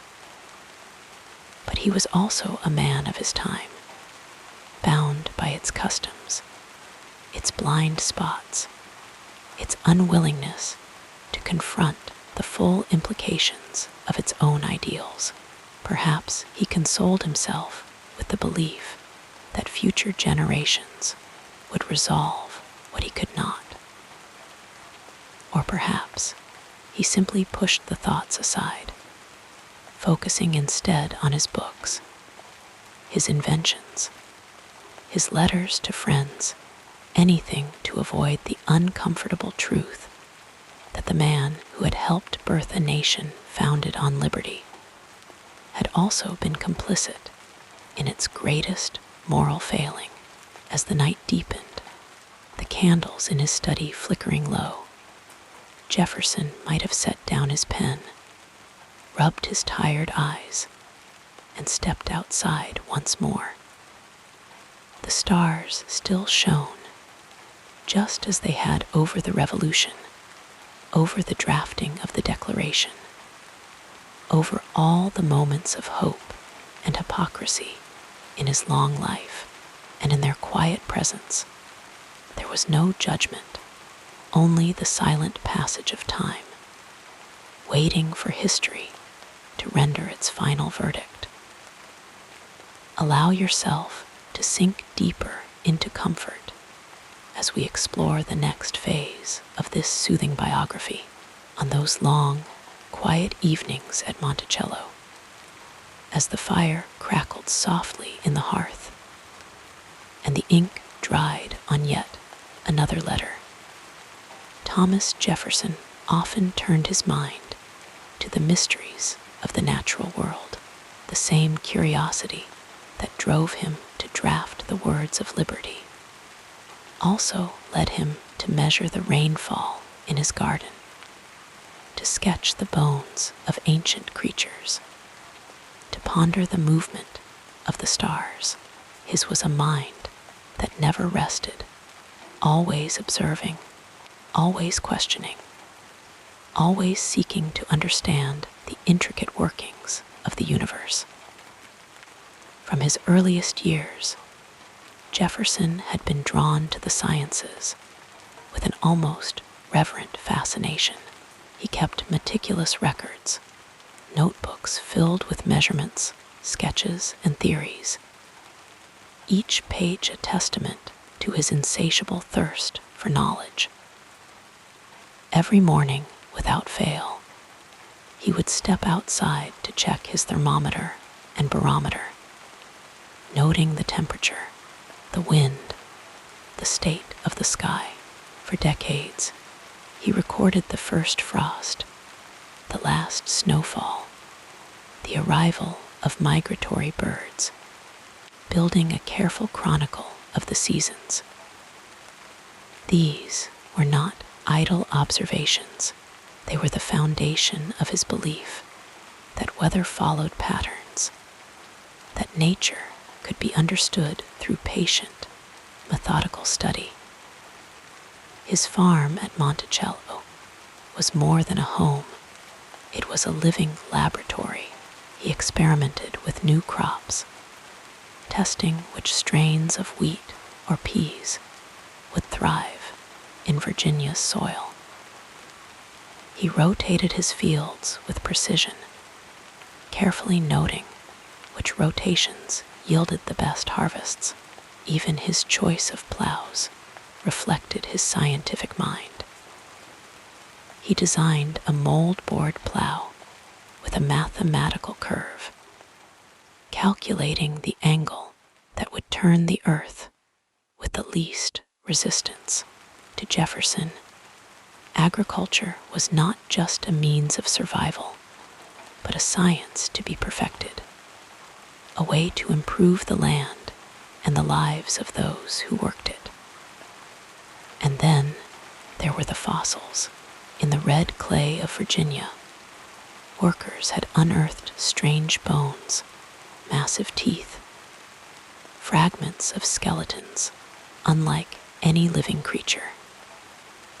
Jefferson, ever the collector, gathered these remnants of a lost world with the excitement of a child uncovering buried treasure.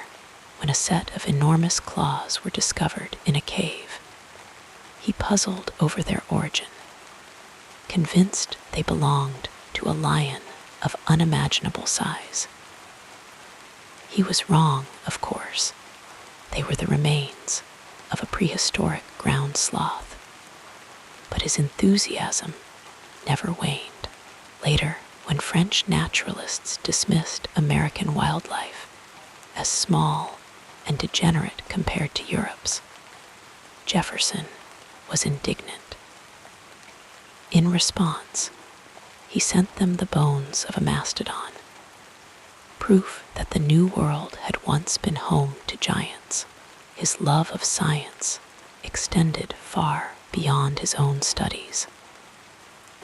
As president, he encouraged exploration, sending Lewis and Clark westward with instructions to document every plant, every animal, every geological formation they encountered.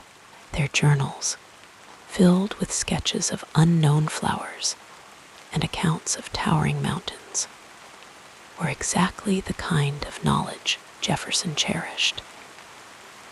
He believed that a nation's greatness was measured not just by its laws, but by its understanding of the world around it.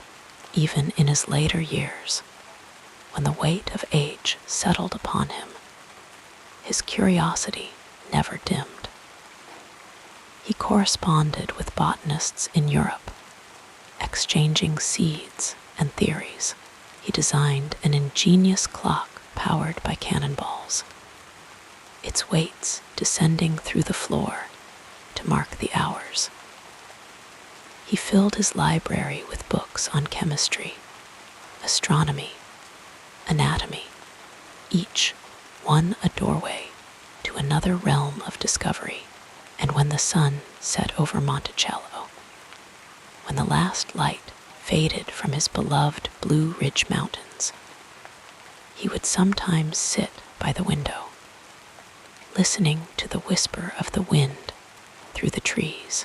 In those quiet moments, he might have reflected on how small a single life was in the grand sweep of time, how the bones he collected had belonged to creatures long vanished, how the stars he charted had shone for eons before him and would shine for eons after. But he took comfort in knowing that knowledge was cumulative, that each observation, each experiment was a thread in the vast tapestry of human understanding. The night would deepen, the fire would burn low, and still his mind would turn to the next day's measurements, to the letter he would write to a fellow scholar, to the mysteries still waiting to be unraveled. For Thomas Jefferson, the pursuit of knowledge was not just an intellectual exercise.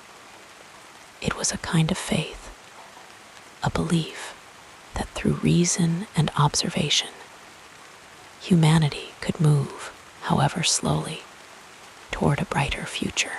And so he watched and measured and wondered until at last, with the stars as his silent witnesses, sleep finally claimed him.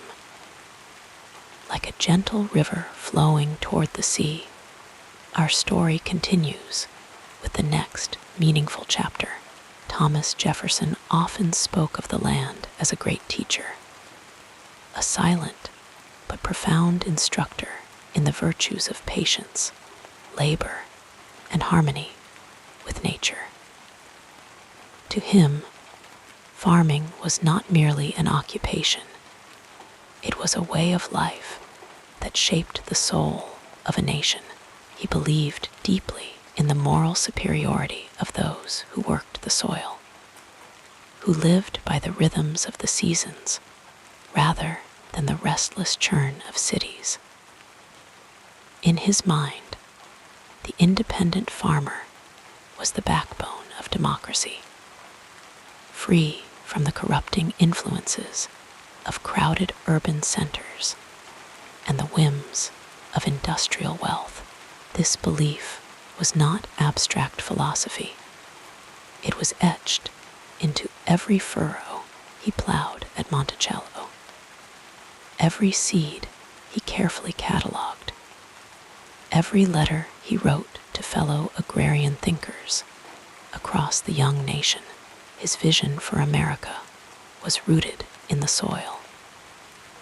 He imagined a republic of small landowners, each tending their own plot with care, each self-sufficient and virtuous in their labor.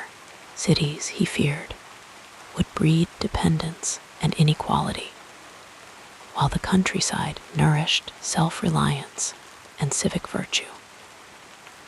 This conviction shaped his political ideals, from his support for westward expansion to his resistance against centralized banking systems that might favor merchants over farmers. To Jefferson, The future of the Republic depended on the strength and independence of its agricultural class. At Monticello, he turned theory into practice.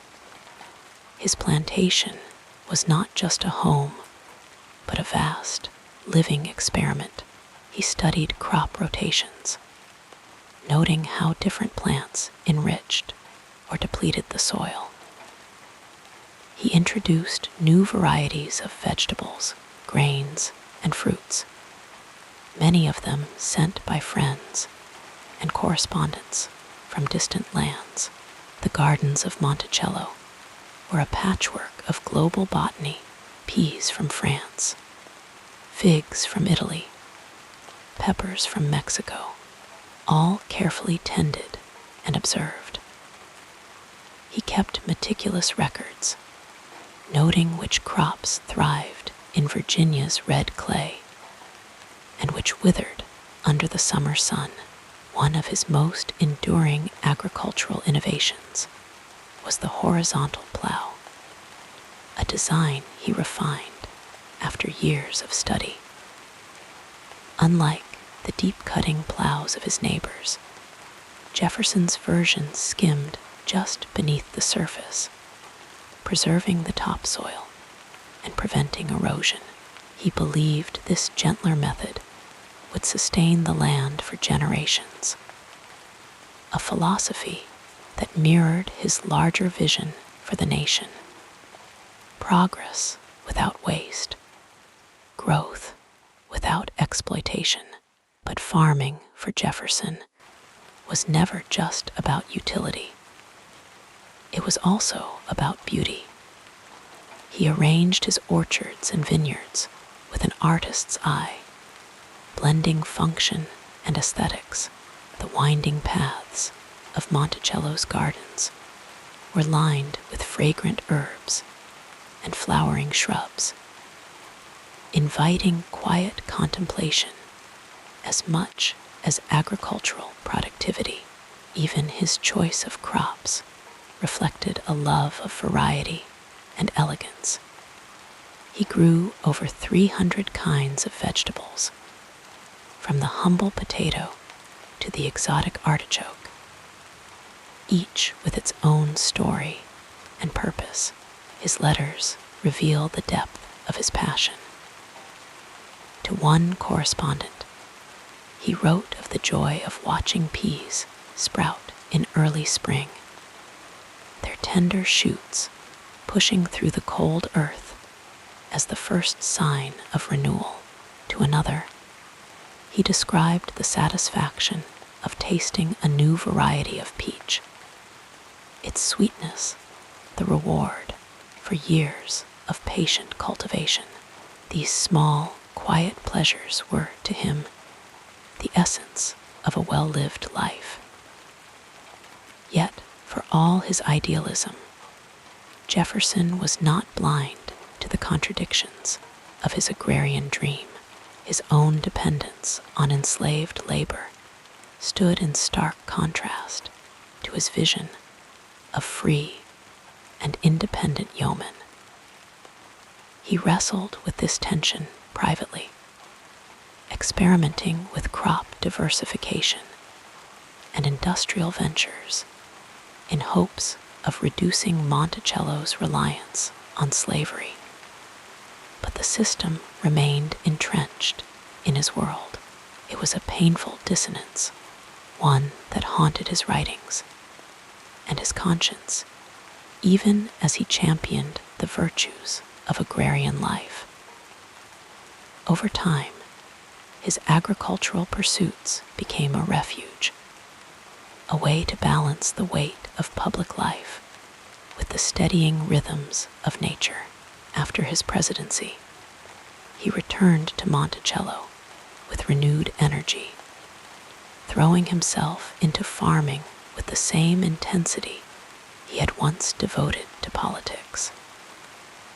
He built a nailery, a textile workshop, even a small-scale thrashing machine, all in an effort to make his estate more self-sufficient. But his greatest pleasure still came from the simple acts of planting and harvesting, of watching the land respond to careful stewardship. As the years passed, his hands grew less steady, his steps slower, but his curiosity never waned.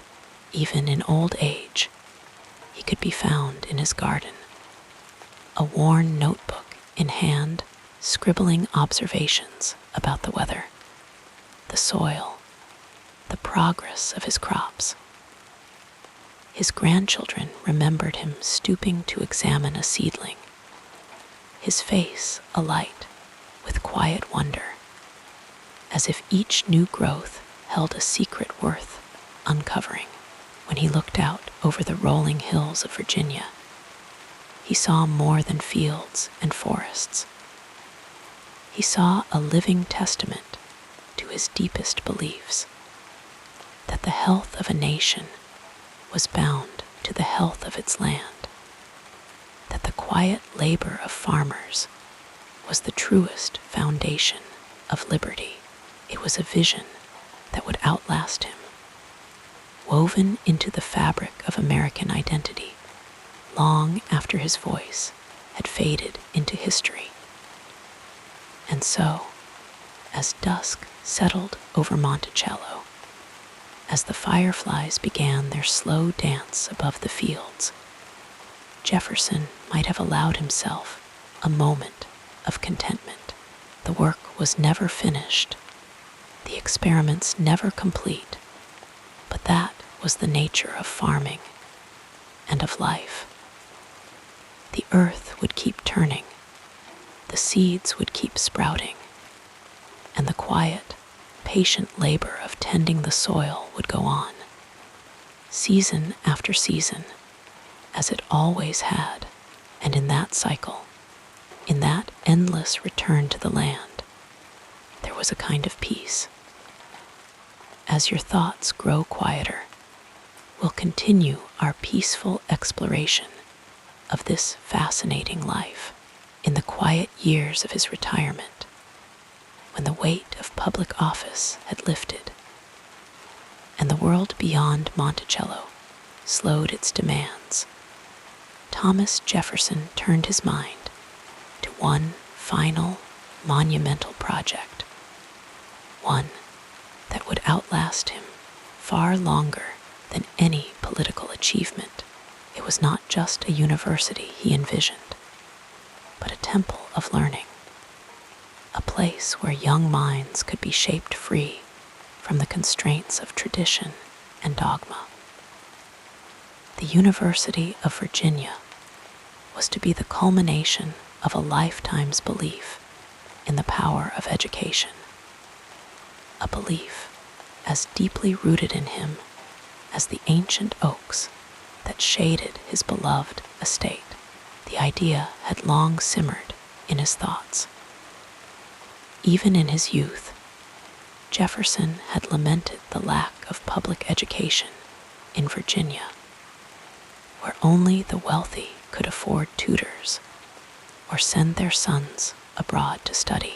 He had once drafted a bill for a system of free schools, a dream deferred but never abandoned.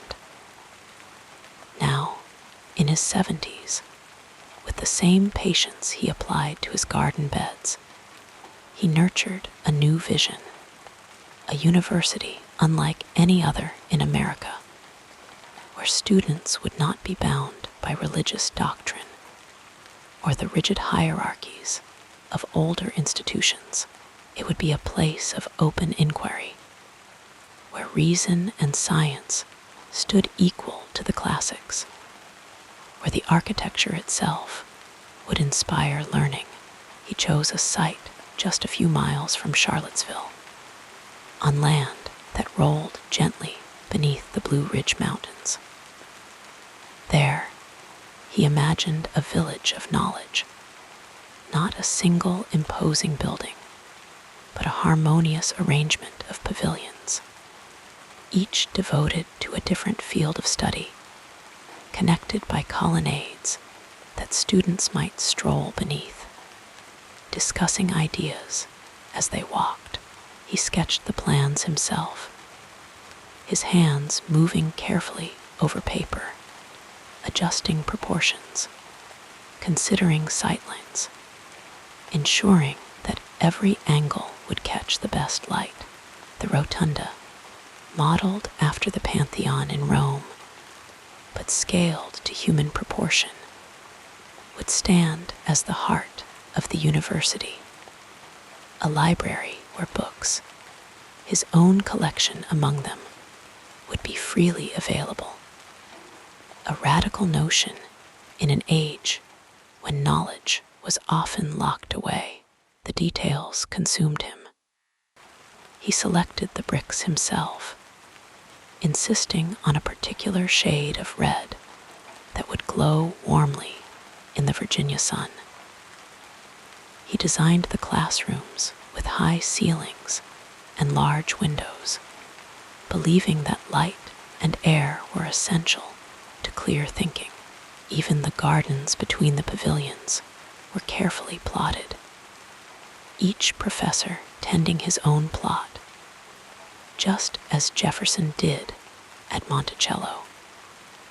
A reminder that learning was not separate from the rhythms of the earth, but the university was more than bricks and mortar.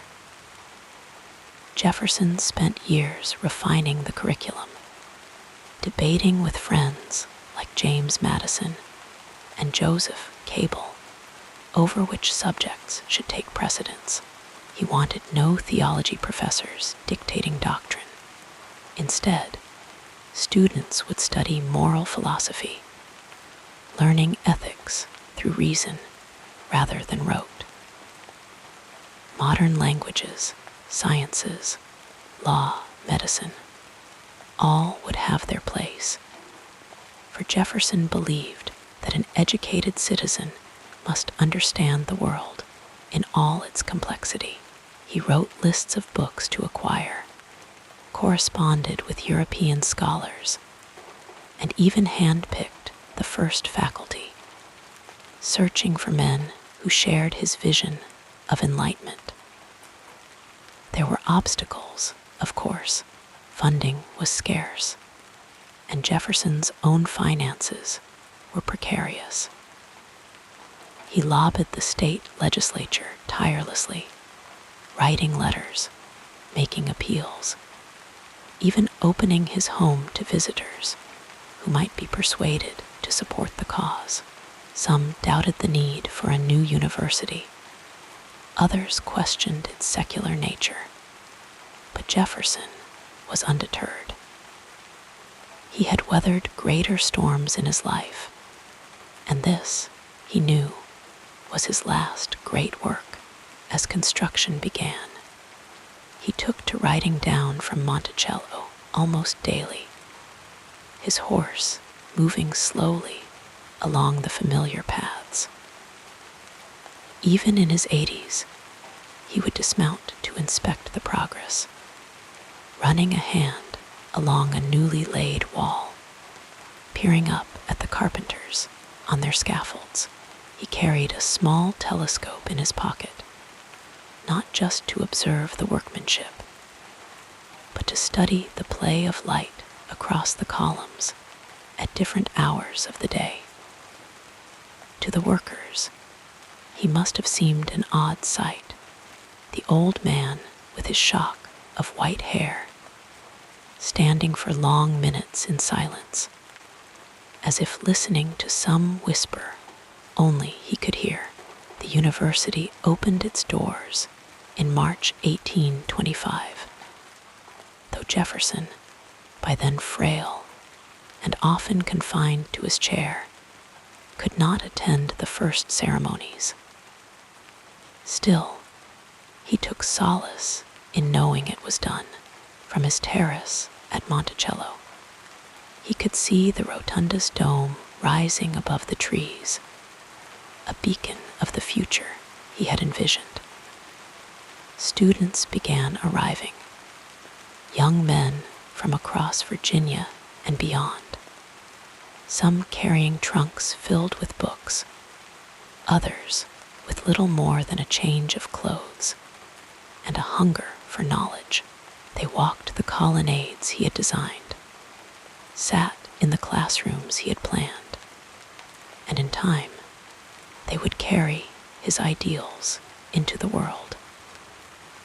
In the evenings, as the sun dipped behind the mountains, casting long shadows across the lawn, Jefferson might have reflected on the symmetry of it all, just as he had once planted trees knowing he would never sit in their shade.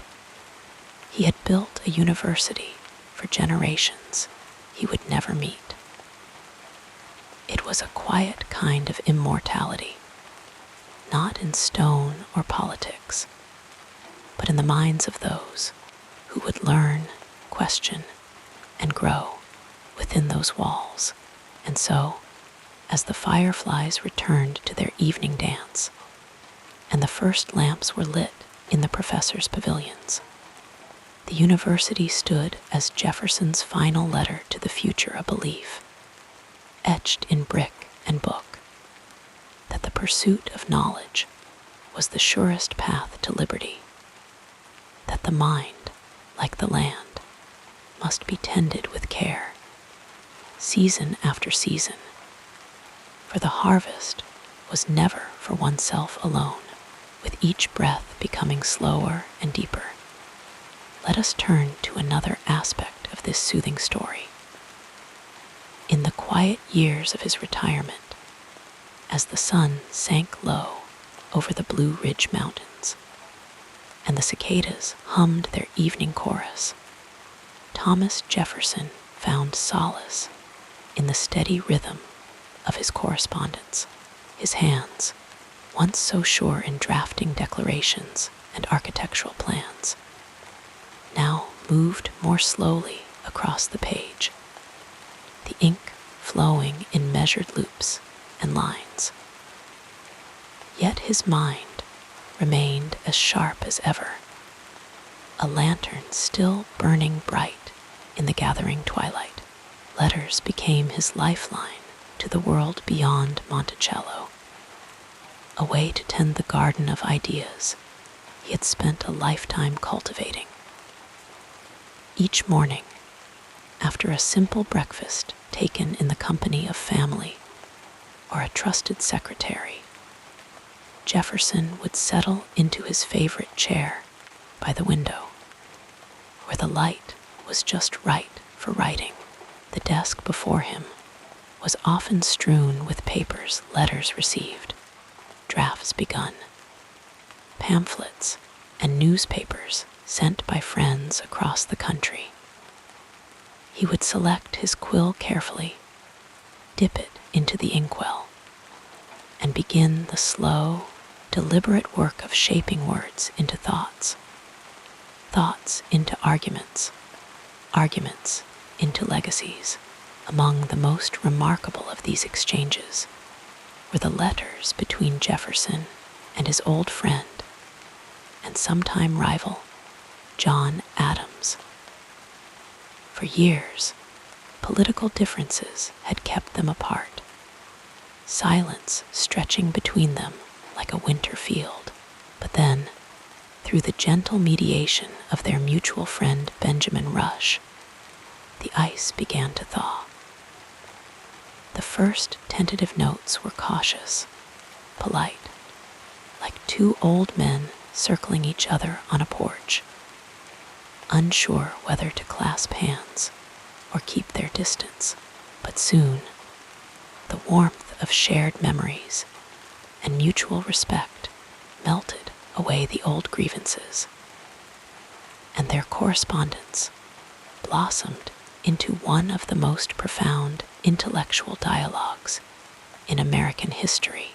They wrote of everything, of philosophy and farming, of revolutions remembered and republics yet untested. Adams, ever the fiery New Englander, would often challenge Jefferson's optimism about human nature, while Jefferson, with his Virginian grace, would gently counter with his faith in reason and progress, yet beneath the debates lay a deep affection, a recognition that they had been, in their own ways, co-authors of a grand experiment. In one letter, Adams mused that they were like two old ships, battered by storms, but still afloat, their cargo of ideas now to be passed on to younger hands. Jefferson, in reply, compared their friendship to the ancient oaks on his lawn, roots deep, branches weathered, but standing firm against time. The letters were not always weighty with philosophy. There were lighter moments, two reminiscences of shared dinners in Philadelphia, jokes about their mutual complaints of aging, even gentle teasing about each other's habits. Adams, ever the wit, once wrote that Jefferson's love of French wine had clearly addled his brains, to which Jefferson responded with a dry observation that New England cider must have done the same to Adams. These flashes of humor, like sunlight breaking through clouds, revealed the humanity behind the legends. Beyond his exchanges with Adams, Jefferson's correspondence stretched across the young nation and even across the Atlantic. He wrote to scientists about fossils and flora, to politicians about the delicate balance of states' rights, to young scholars seeking advice on their studies. His letters to James Madison, his closest political ally, were particularly rich with reflections on governance and the Constitution. The two men like gardeners tending a fragile seedling, careful not to let it wither or grow too wild. One of his most moving exchanges was with a young woman named Ellen Randolph Coolidge, his beloved granddaughter. To her, he wrote not as a statesman, but as a grandfather, offering tender advice on life, love, and learning. In one letter, he described the view from his terrace at sunset, the way the light turned the rotunda's dome to gold, and urged her to always seek beauty in the world, even in its quietest corners. These letters, so personal and unguarded, reveal a Jefferson rarely seen in public, a man who found joy in simple things, in the rustle of leaves, the laughter of children, the promise of a new idea taking root. As the years passed, the pace of his correspondence slowed, his handwriting growing more tremulous, his thoughts sometimes requiring days rather than hours to compose. Yet he never ceased writing, never stopped reaching out to the world beyond his hilltop home. Even in his final years, when his strength waned and his eyesight dimmed, he dictated letters to trusted aides, determined to have the last word in the conversations that had shaped his life. In the end, his letters became his final testament, a way to shape how future generations would understand him. He knew that history would judge his contributions, the Declaration, the Louisiana Purchase, the university. But he also knew that words on a page could outlast monuments, and so, with each letter, he sowed seeds of memory, careful to explain his choices, to defend his ideals, to offer, in his own hand, a map of his mind. On quiet evenings, as the fire crackled in the hearth and the last light faded from the sky, Jefferson might have reflected on the strange power of these written words. They were, in a way, his truest legacy, not carved in stone, but woven into the thoughts of those who read them, passed down like a whispered story from one generation to the next. And as he sealed each letter with wax, pressing his ring into the soft red pool, he must have felt, if only for a moment, that he had ensured his voice would never truly fall silent. The twilight correspondence of Thomas Jefferson was more than mere letter writing. It was a conversation across time, a bridge between the past he had shaped and the future he would never see. And as the stars emerged over Monticello, their faint light glimmering on the ink-stained pages below, those letters remained waiting, like seeds in the soil, for the minds that would one day bring them to bloom. The tapestry of this remarkable life unfolds further as we gently explore the next meaningful period. The summer of 1826 was unusually warm in Virginia, the air thick with the scent of blooming magnolias and freshly cut grass. At Monticello, perched atop its quiet hill, the great house bore the marks of time, its paint peeling slightly, its columns standing as they always had, though perhaps with a little more wear. Inside, in the dim light of his chamber, Thomas Jefferson lay still, his breathing slow, his mind drifting between sleep and wakefulness.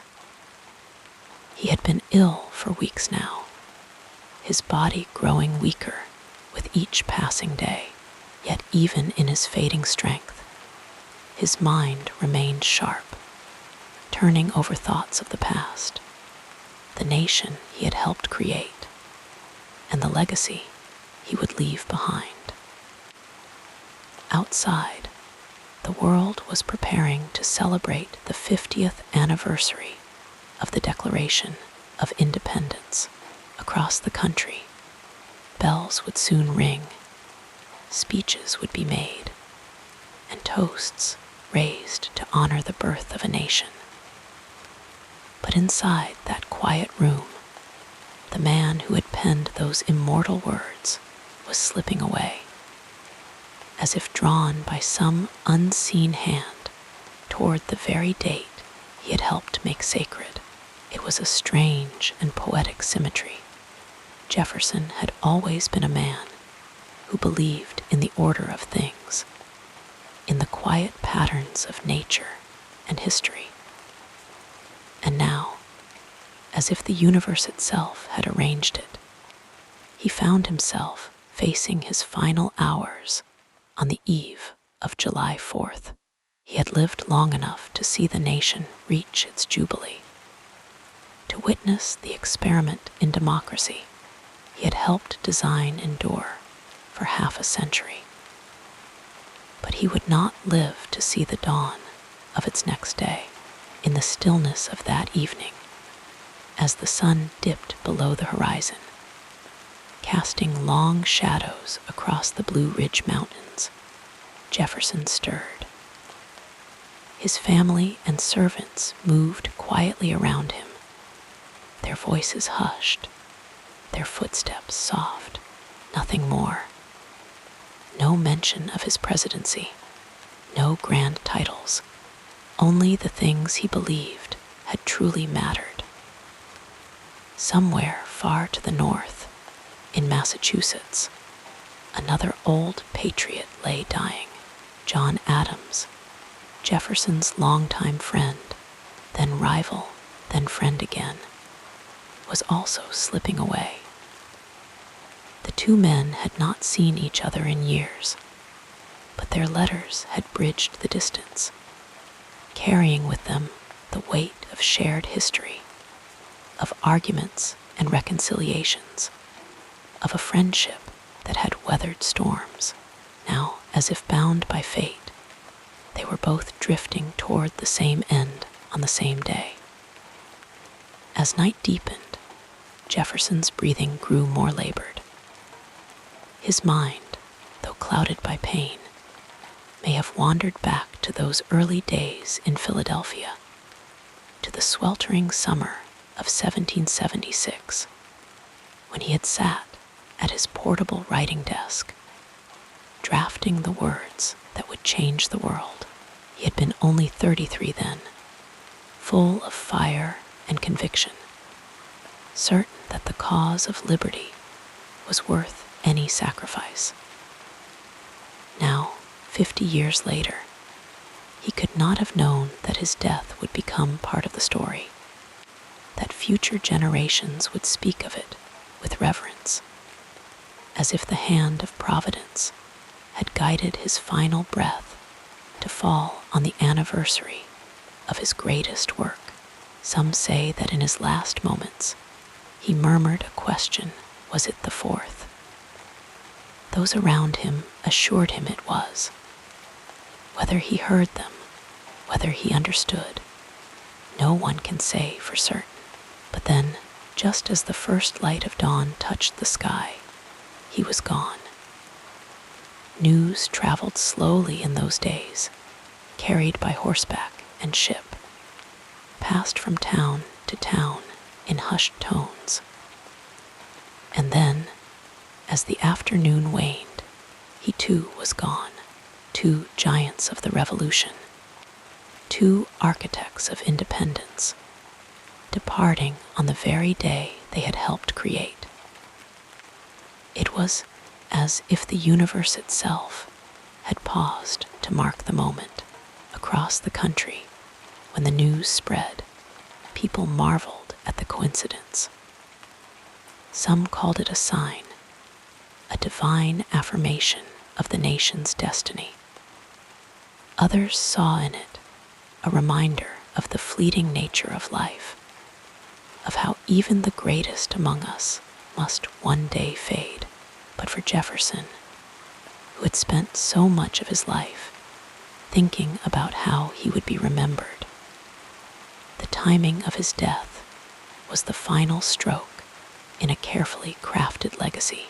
In the weeks that followed, as the nation mourned, his words were read aloud in town squares, his letters reprinted in newspapers, his ideas debated in taverns and parlors.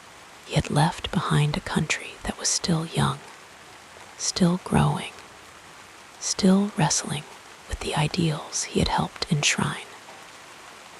The contradictions of his life, the man who wrote, "All men are created equal," yet owned slaves, the champion of liberty, who expanded presidential power with the Louisiana Purchase, were part of the tapestry of his legacy, threads that future generations would pull at, trying to understand the whole. But on that quiet morning in July, as the first celebrations of Independence Day began, none of that mattered. What mattered was the stillness of the room, the soft rustle of the curtains in the breeze, the distant sound of birdsong drifting through the open window. A life had ended, but the words he had written, the ideas he had set in motion, would live on. And so, as the sun climbed higher in the sky, as cannons boomed and fireworks lit up the night in cities across the land, Thomas Jefferson's voice joined the chorus of history, not in the grand monuments that would later bear his name, but in the quiet, enduring power of the words he had left behind, words that would continue to whisper across the years, as soft and steady as the turning of pages in a well-worn book, waiting for the next reader to discover them, to carry them forward, to keep the conversation alive, wrapped in the comfort of these words, we'll drift together into the next part of this soothing biography. As our journey through the remarkable life of Thomas Jefferson draws to a close, we find ourselves reflecting on a man whose story flows through the very foundations of America like a gentle stream through time. The evening shadows lengthen now across the lawns of Monticello. That beautiful home perched upon its little mountain, just as the shadows of history have lengthened across the legacy of its creator. Jefferson's life unfolded like a slowly turning page in the book of American history. From those early days at Shadwell Plantation in 1743, where young Thomas absorbed his father Peter's lessons of responsibility and curiosity, to his final breath on that symbolic 4th of July in 1826. His was a life lived in pursuit of ideas. Let us rest with these thoughts a while, allowing them to settle softly in our minds. The gentle Virginia countryside that shaped his youth remained forever in his heart, even as his mind expanded through his education at William and Mary. There, beneath the boughs of ancient trees, Jefferson discovered the Enlightenment thinkers who would become his intellectual companions throughout life. Their ideas cradled his developing philosophy like a comfortable bed cradles a weary traveler, providing rest for his questioning mind. Monticello stands as perhaps his most personal expression, a home continuously reimagined and rebuilt over 40 years. Its dome, its clever innovations, its gardens, all speak of a man who found peace in creating beauty and function in harmony with the natural world. As you rest now, imagine the soft evening light filtering through those carefully designed windows. The quiet satisfaction of a dream slowly made real through patience and persistence. His marriage to Martha Wales Skelton brought Jefferson profound joy, and later, with her passing after just 10 years together, equally profound sorrow.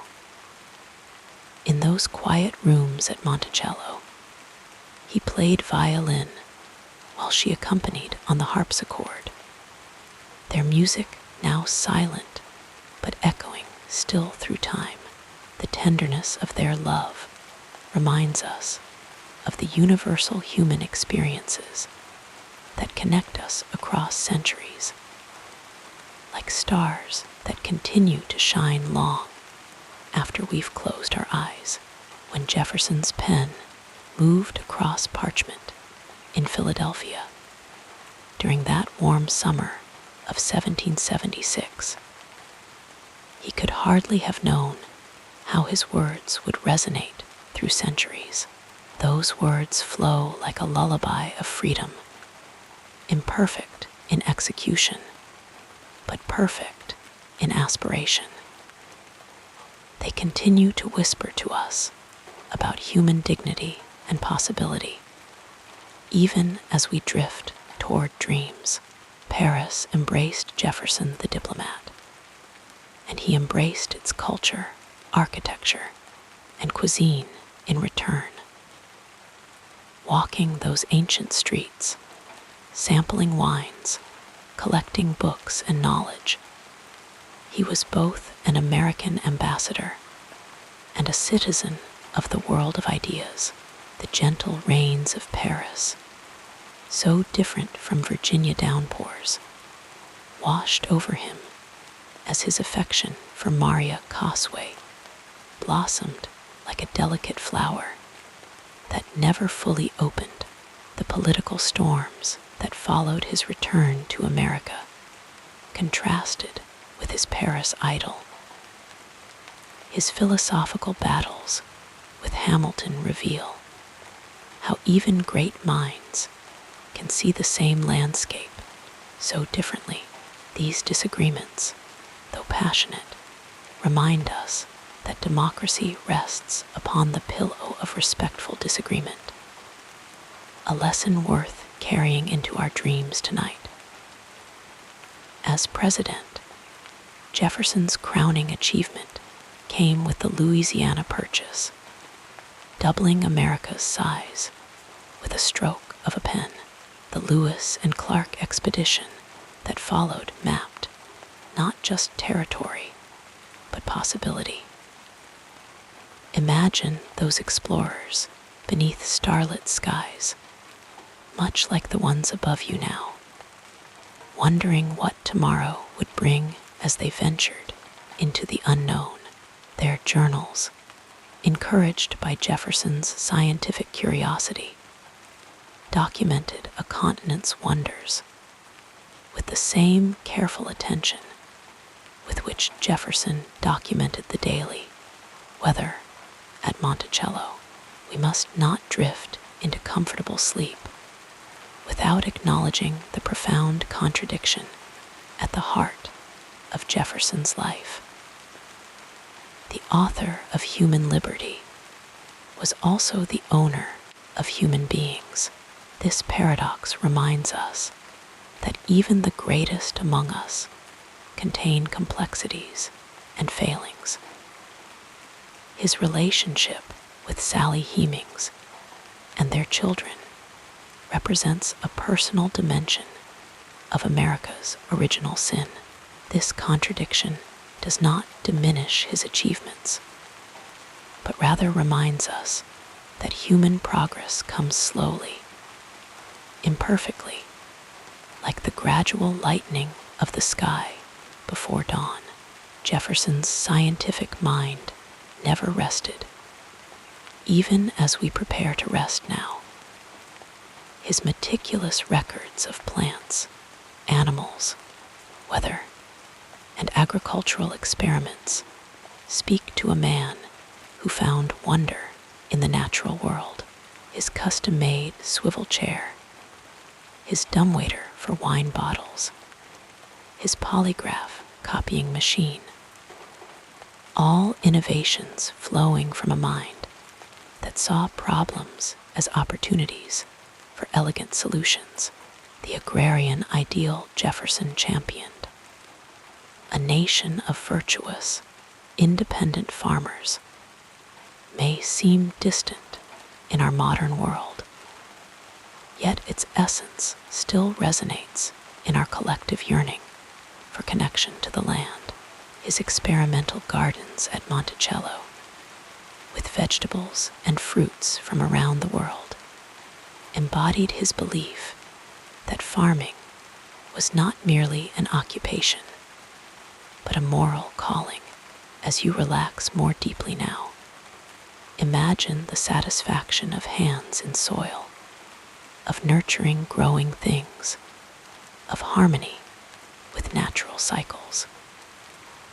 The University of Virginia stands as Jefferson's architectural and educational monument. Its rotunda and pavilions, arranged like a perfect academic village, embody his belief that democracy required educated citizens. Walking the lawn in twilight, one can almost feel Jefferson's presence, his belief that knowledge flows like water between minds, gathered in beautiful spaces designed for learning and reflection. In his final years, Jefferson's pen never stilled. His letters to old friends and new admirers created a vast web of ideas and reflections. His reconciliation with John Adams, once friend, then rival, then friend again, culminated in their remarkable correspondence. These letters, flowing between Monticello and Quincy, Massachusetts, represent one of history's great conversations. Two founding fathers reflecting on what they had built and what would come after them. How fitting, then, that both men drew their final breaths on July 4, 1826, exactly 50 years after their declaration changed the world. Jefferson, having written his own epitaph mentioning only 3 achievements, author of the Declaration and Virginia Statute for religious freedom, and father of the University of Virginia, slipped away as a nation celebrated its jubilee. The symmetry of his passing seems written by a poet rather than by chance. As you drift now toward peaceful slumber, consider how Jefferson's complexities mirror our own national journey. Aspiring toward ideals we have yet to fully achieve, containing contradictions we continue to reconcile, yet always moving forward with hope. His legacy, like a soft blanket of history, covers us still, comforting yet occasionally disquieting, familiar yet still revealing new patterns when examined in changing light. May your dreams be as boundless as the Louisiana Territory, as elegant as Monticello's dome, as rich as Jefferson's library of ideas. May you find, as Jefferson did, that curiosity and wonder are lifelong companions, and that each day brings new possibilities for discovery. Rest now, beneath the same stars that shone over Monticello 2 centuries ago, connected to history by the gentle thread of shared humanity. Good night, sweet dreams, and may tomorrow bring new understanding of our shared American journey.